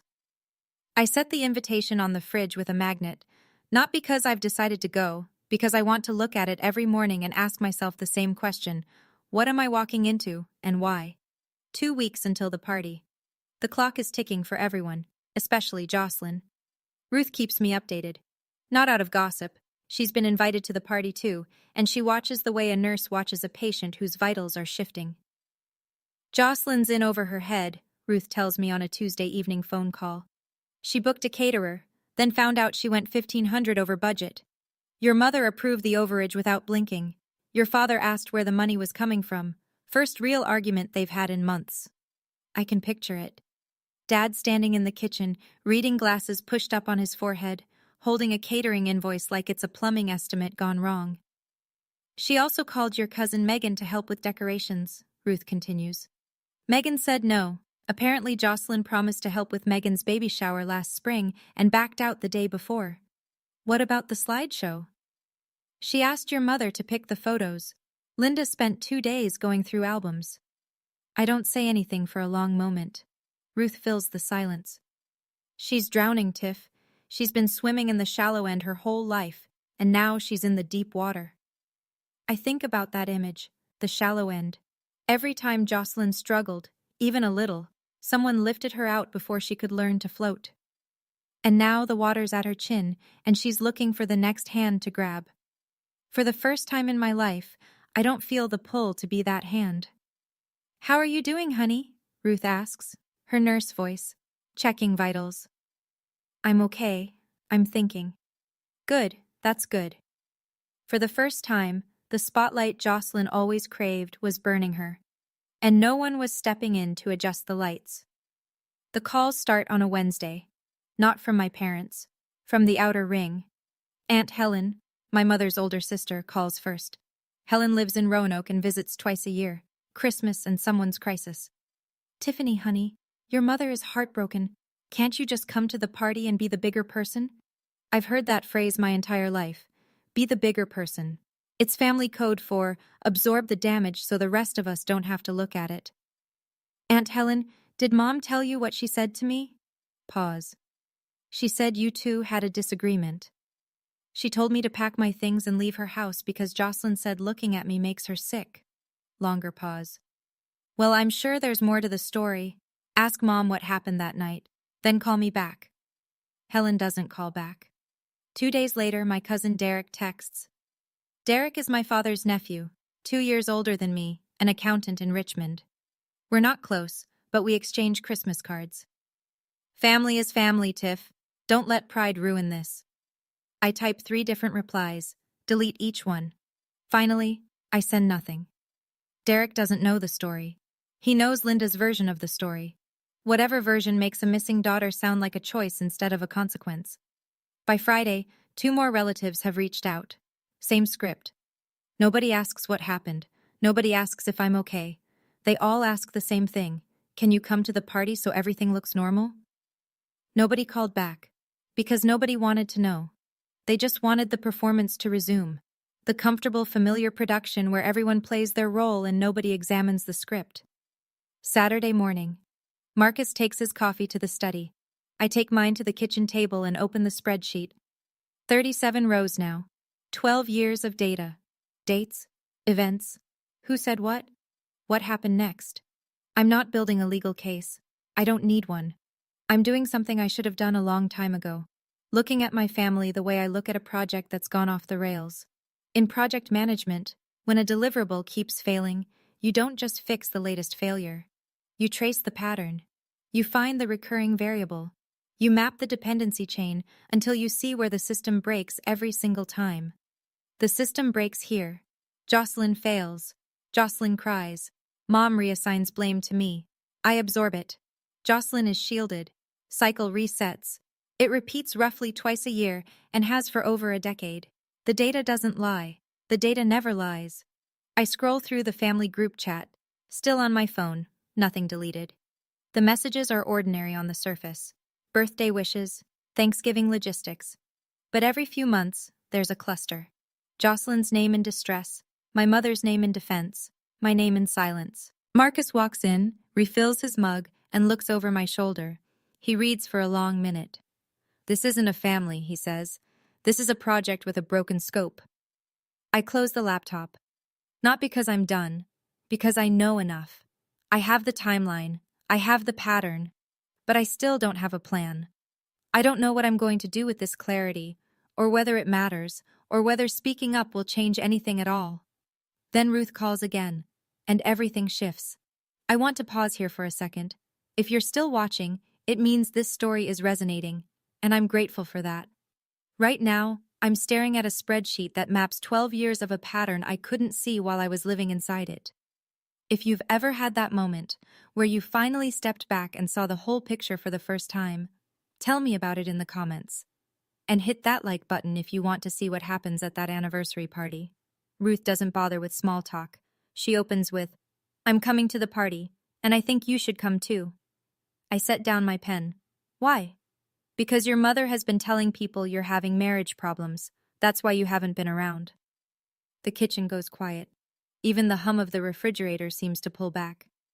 She told them I'm having marriage problems? She told Helen. Helen told cousin Patty. Patty told me. Your mother would rather 60 people think your marriage is failing than know she told her own daughter to leave. I grip the edge of the counter. Not because I'm going to cry, because something in my chest has shifted from exhaustion to heat. A clean, focused heat, like a welding arc. I've been kicked out. I've been ignored for 7 days. I've been recruited back as a prop for a family portrait. And now, while I'm not there to defend myself, my mother is rewriting the story, turning my absence into my failure instead of hers. She could push me out, I say, and my voice is steady. She could ignore me, but she does not get to rewrite my story. Ruth is quiet for a moment, then, that's exactly what I needed to hear. We talk for another 20 minutes. Ruth tells me she's already spoken to 2 cousins, not to recruit allies, not to stir drama. She asked one simple question. Has Linda ever told you what actually happened between her and Tiffany? Nobody knew. Every single person Ruth asked had only heard my mother's version. The version where I was the difficult one, the one with the temper, the one who couldn't let things go. They deserve the truth, Tiff. All of them. That night, I sit across from Marcus at the kitchen table. The spreadsheet is closed. My phone is face down. The invitation is still on the fridge, held up by a magnet shaped like the state of Virginia. I'm going, I say. Marcus sets his fork down. He doesn't look surprised. He looks like a man who's been waiting for a verdict he already knew. Are you going for them, or for you? For me. I put my hand on my stomach. Still flat, still invisible, just like everything else about me in that family.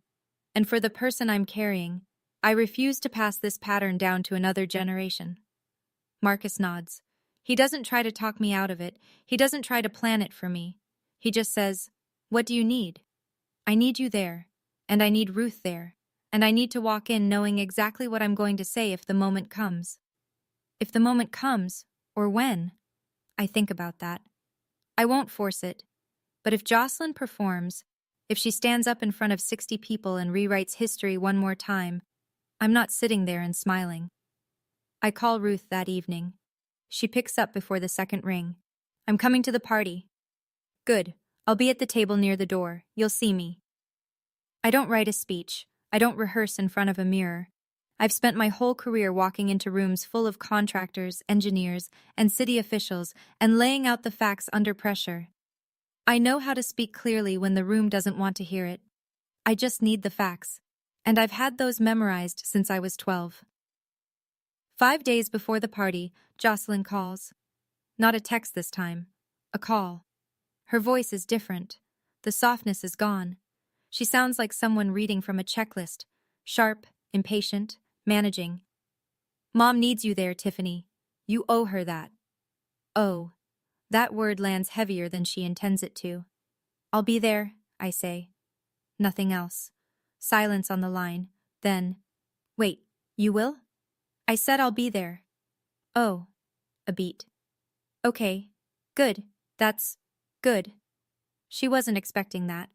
Every script she's ever run ends with me pushing back, her escalating, and Mom stepping in to finish the job.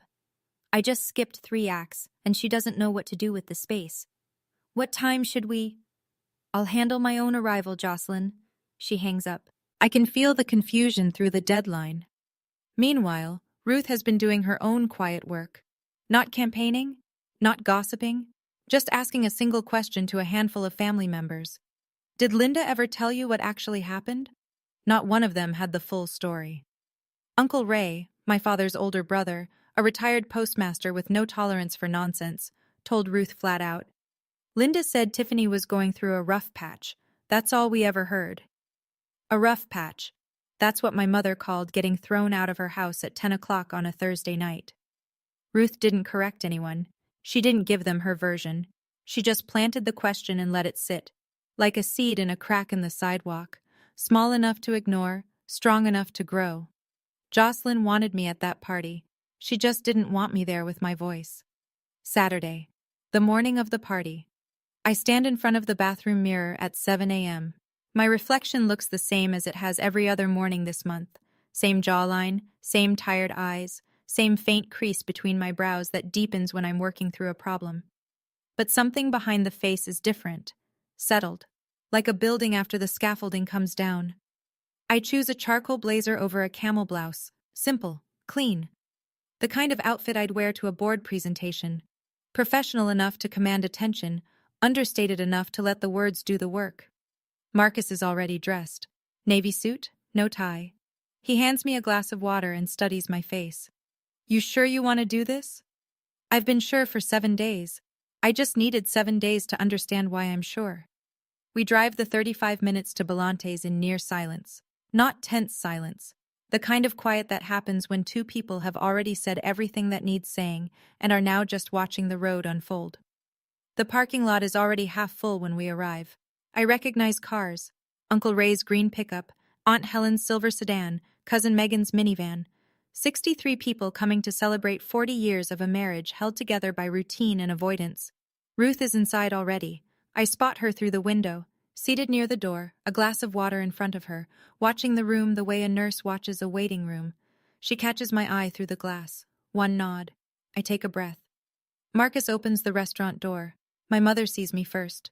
Her face flickers, relief, then something sharper, like recognition. Her smile comes fast, but her eyes go straight to my posture, my blazer, the way I walk in. She knows something is different. She just can't figure out what. Belante's private dining room is draped in ivory and gold. Round tables for 8. A head table at the front with a 40 years banner and a 2-tier cake that Jocelyn almost certainly didn't bake. The room smells like garlic, warm bread, and expensive candles. Jocelyn is working the room like a campaign manager, hugging aunts, refilling water glasses, pointing the caterer toward the appetizer table with an authority she hasn't earned. She's wearing a coral dress and heels that click on the hardwood every time she crosses the floor. She looks put together. She looks in charge. Then the slideshow starts. A laptop connected to a projector throws photos onto the far wall. My parents' wedding, their first apartment, Jocelyn as a baby, Jocelyn's first day of school, Jocelyn at her high school graduation, Jocelyn at the beach with mom and dad, Jocelyn blowing out birthday candles while our parents beam. I count the photos. 46 total. I appear in 3.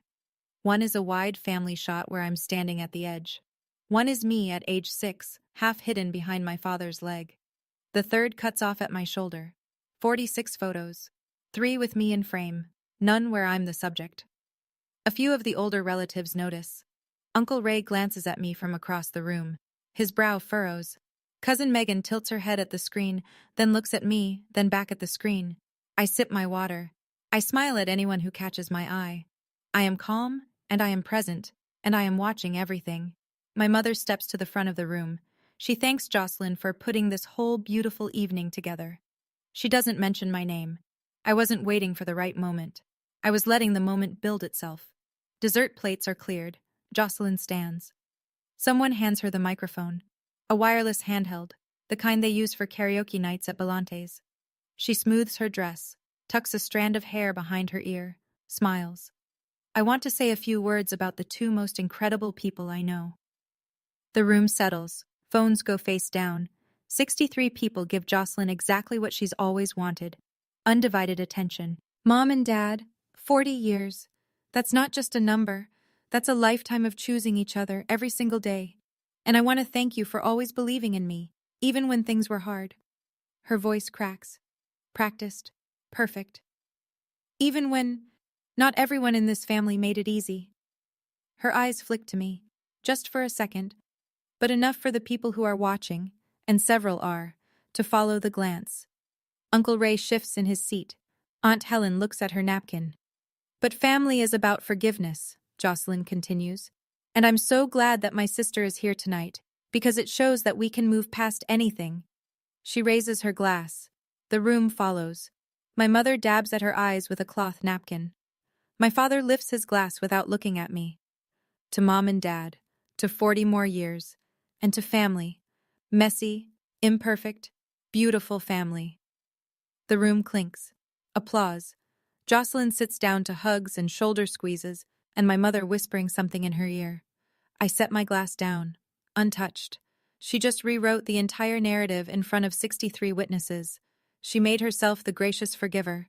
She made me the one who needed forgiving. And every person in this room now carries her version of events. She sat down. Everyone smiled, and I stood up. I don't reach for the microphone. I don't need it. The room is small enough, and my voice has always carried when it needed to. I'd like to add to that toast, if that's all right.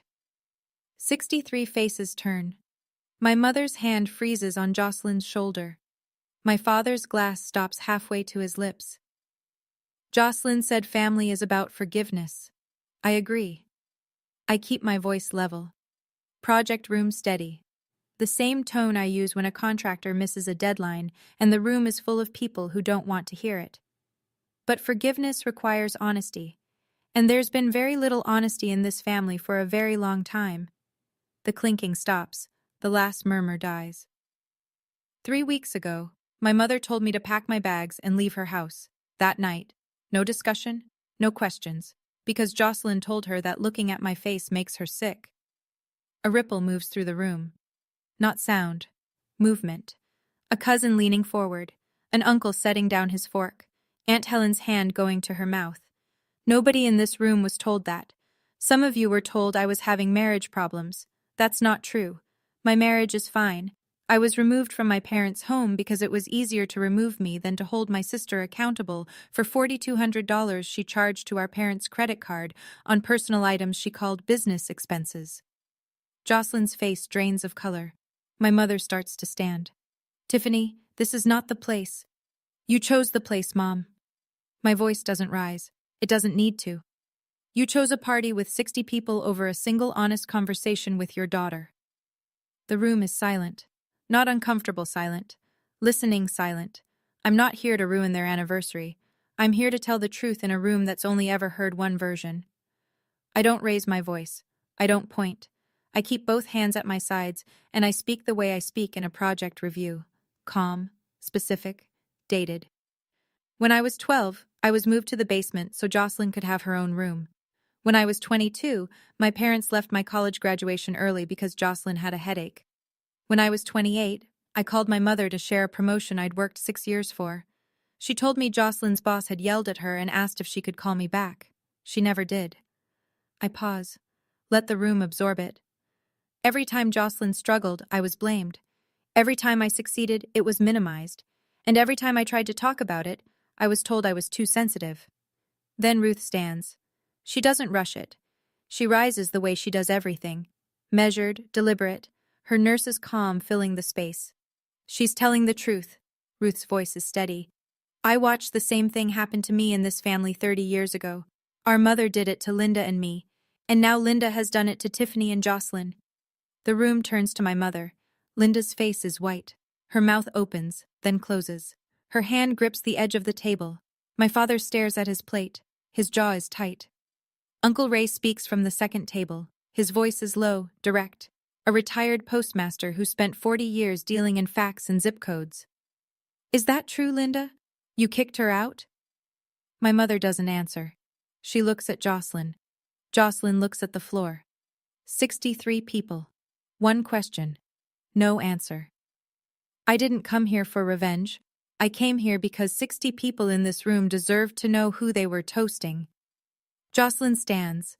Her chair scrapes the floor, the same sound it made 3 weeks ago at that dining table when she pushed back and ran to Mom's bedroom. But this time, there's nowhere to run. The room is full. The door is 30 feet away. And every face she turns to is waiting, not rescuing. You're lying. Her voice shakes. Not the practiced tremble.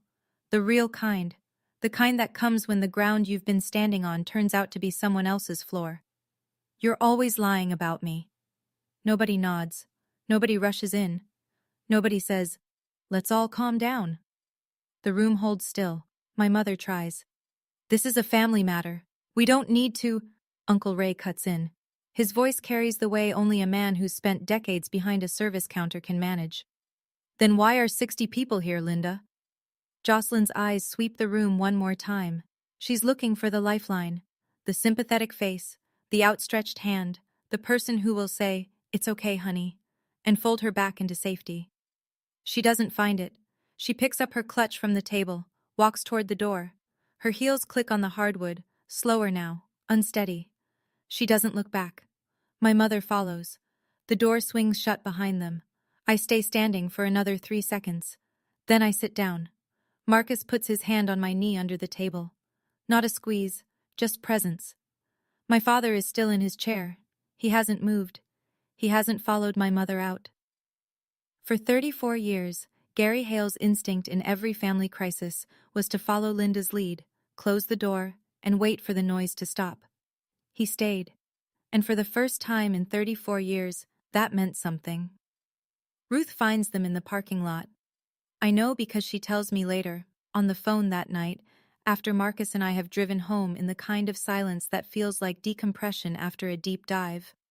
Linda was standing next to the catering van, gripping Jocelyn by the arm, not gently, the way you grab someone you're terrified of losing control over. Look what you did, my mother was saying. Look what your drama caused. I told you to invite her and keep it simple. I told you to manage it. Jocelyn pulled her arm free. Me? She's the one who stood up and…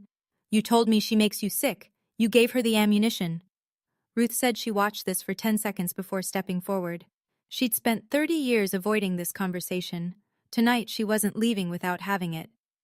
Linda, Ruth's voice cut through both of theirs. You're doing it again. My mother spun. Stay out of this, Ruth. I stayed out of it for 30 years. That was my mistake. Ruth looked at Jocelyn, spoke directly to her, not past her. Your mother was the golden child in our family. I was the invisible one. Our mother chose Linda every single time, and now Linda has done to Tiffany exactly what was done to me. Jocelyn stood very still. She doesn't protect you because she loves you more, Ruth said. She protects you because she needs you to need her. The moment you stop needing her, she has nothing. My mother didn't speak. Ruth told me her hands were trembling, not from anger, from recognition, the kind that hits when someone holds up a mirror you've spent a lifetime avoiding. Jocelyn looked at her mother, then she walked to her car alone. Back inside, the room has thinned. Some guests left quietly during the commotion, others linger, unsure whether to stay or go. The cake sits untouched. The slideshow has been turned off. Someone pulled the plug, maybe out of mercy. I'm at a table near the window, finishing a glass of water, when my father sits down across from me. No preamble. No, how about that weather warm-up? He just pulls out the chair and drops into it like a man who's been standing too long. We sit in silence for a full minute. I let him have it. He needs the runway. I knew, he says. His voice is low, not a whisper, just the volume of a man who's not used to saying things that matter. I always knew it wasn't fair. Then why, Dad? He rubs the bridge of his nose with his thumb and forefinger. The gesture is so familiar it almost makes me lose my composure. He did the same thing the night I moved to the basement, the night of my graduation. Every night he chose silence over confrontation.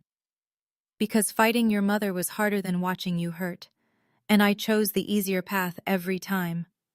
His eyes are wet, not streaming, just full. The kind of tears a man who grew up in a generation of men don't cry allows himself when the scaffolding finally comes down. I'm not asking you to forgive me, he says. I'm telling you I failed, and I'm telling you now because I should have told you when you were 12. I look at him for a long time, my father, the man who almost knocked. I hear you, Dad, but hearing it doesn't undo it. He nods, he doesn't argue, and that, just that, is a start. I love you, Dad, but I can't rebuild on a foundation you chose to crack. The week after the party, my phone buzzes more than it has in years, but for the first time the calls aren't asking me to perform, they're asking me to talk. Cousin Megan texts first. I saw the slideshow. 3 photos, Tiff. 3. I'm so sorry I never said anything. Uncle Ray calls on Monday. I've known your mother a long time. I always thought something was off. I should have pushed harder. 2 of my father's old fishing buddies, men who'd been at that party, reach out to Marcus. They don't say much. Just, your wife's got guts. We respect that. And then Aunt Helen calls. The same Helen who told me to be the bigger person. Her voice is different now. Smaller. I asked your mom what happened that night. She didn't deny it, Tiffany. She just stopped talking. I'm sorry I told you to let it go. I didn't know. 4 people in 1 week. 4 people who saw the same family I grew up in and chose not to look too closely. Now they're looking. It doesn't fix anything, but it matters. Jocelyn doesn't call. My mother doesn't call. Then 9 days after the party, an email arrives. From Jocelyn. 2 lines. I don't know who I am without this family protecting me. I hate you for making me see that. I read it 3 times. I don't reply, but I recognize something in those 2 sentences that I've never heard from Jocelyn before. The truth. Ugly, raw, unperformed truth. She's not playing a role. She's standing in the wreckage of the only strategy she's ever known, and for the first time, she has no script. It isn't an apology, but it's the most honest thing my sister has ever said to me. I write the email on a Sunday morning. Marcus is mowing the lawn. The house smells like the lavender candle I lit on the kitchen windowsill. My laptop is open. My hands are steady. I address it to both my parents. Not a text, not a phone call. An email. Because I want a record, and because some things need to be said in full sentences, not fragments squeezed between interruptions. Mom, Dad, I love you. And because I love you, I need to be honest about what I need going forward. I lay out 3 conditions. Not ultimatums. Conditions. First, I will not be in the same room as Jocelyn until she acknowledges, directly to me, what she said and what it caused. Not, let's move on. Not, I'm sorry you felt that way. A real acknowledgement. Second, neither of them discusses me with extended family unless I'm present in the conversation. No more rewriting. No more narrating my life in my absence. Third, any visit, any call, any interaction respects these boundaries. If they're crossed, I'll leave. No argument, no second warning. This isn't punishment, I write. This is protection. For me, for Marcus, and for the child I'm carrying. I let that sentence sit on the screen for a long time before I hit send. The pregnancy. 12 weeks now. They're finding out through an email about boundaries, which isn't how I imagined it. But the truth is, this is the only version of the announcement that's honest. I'm not sharing this news to manipulate or guilt. I'm sharing it because the stakes are real, and they need to understand exactly what's at risk if nothing changes. I press send, close the laptop, walk outside. Marcus kills the mower when he sees me. Sent? He asks. Sent. 3 months later. The nursery is pale green, a color Marcus picked after reading an article about calming environments for newborns. The crib is assembled. The mobile hangs from the ceiling, little wooden birds that turn slowly in the draft from the window. My belly is showing now. 16 weeks. The morning sickness has faded into something gentler. A low hum of awareness that everything is shifting, inside and out. Ruth comes by on Saturdays. She brings casseroles and unsolicited advice about infant sleep schedules, and I love every second of it. She sits at our kitchen table and tells stories about when she was a young nurse, the babies she delivered, the families she watched form and reform, the ones that made it and the ones that didn't. She's the family I should have had access to all along. My mother kept that distance for years. Now the distance is mine to close, and I'm closing it. My father calls on Wednesdays. Not long calls. 5 minutes, maybe 10. He asks about the baby. He asks about Marcus. He asks how I'm feeling. He doesn't mention my mother, and I don't ask. We're building something small and careful, like a man repairing a joint one fitting at a time. My mother sent a card, pale yellow envelope, no return address, but I'd know her handwriting anywhere. Inside, a generic congratulations card from the grocery store. Below the printed message, in her careful teacher's script, I'm trying. 2 words, not enough, not nearly enough, but more than I expected. Jocelyn. Nothing. Silence. And I've learned enough about silence to know there are different kinds. Some silence is punishment, some is processing. I choose to believe hers is the second kind. I don't need them to be perfect. I need them to be honest. And honest is a slow road. I'm standing in the nursery. The paint is dry. The crib is ready. The window is cracked open, and a May breeze pushes through the screen, turning those little wooden birds in slow circles above the mattress. Marcus comes up behind me. His hand rests on my shoulder, warm, solid, the weight of someone who's been standing next to me, not in front of me, through all of it. This room has no history, I say. No patterns, no roles, just space. He doesn't say anything. He doesn't need to. I look at the closet. Inside, folded on the top shelf, is the gray duffel bag. The one I packed in 4 minutes on a Thursday night. The one that weighed 11 pounds. I washed it, folded it, put it away. I didn't throw it out. It's part of the record. But I don't need it anymore. There was a girl who moved to the basement at 12 and didn't complain. A woman who graduated with honors and didn't get seen.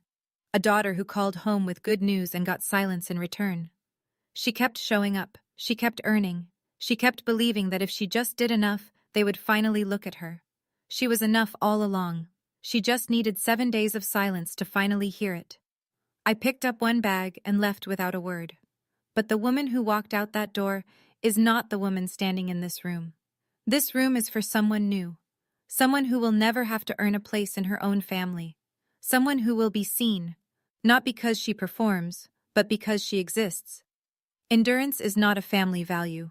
Transparency is. And this is where the new pattern starts. That's my story. And I want to know, what would you have done? If you were standing at that anniversary party with 60 people watching, would you have spoken up? Or would you have let it go? Drop your answer in the comments. Option A if you'd speak up, option B if you'd walk away quietly. Neither answer is wrong. Both take courage. And if this story reminded you of someone in your life, share it with them. Sometimes the bravest thing you can do is let someone know they're not invisible. There are more stories like this one in the description below. I'll see you there.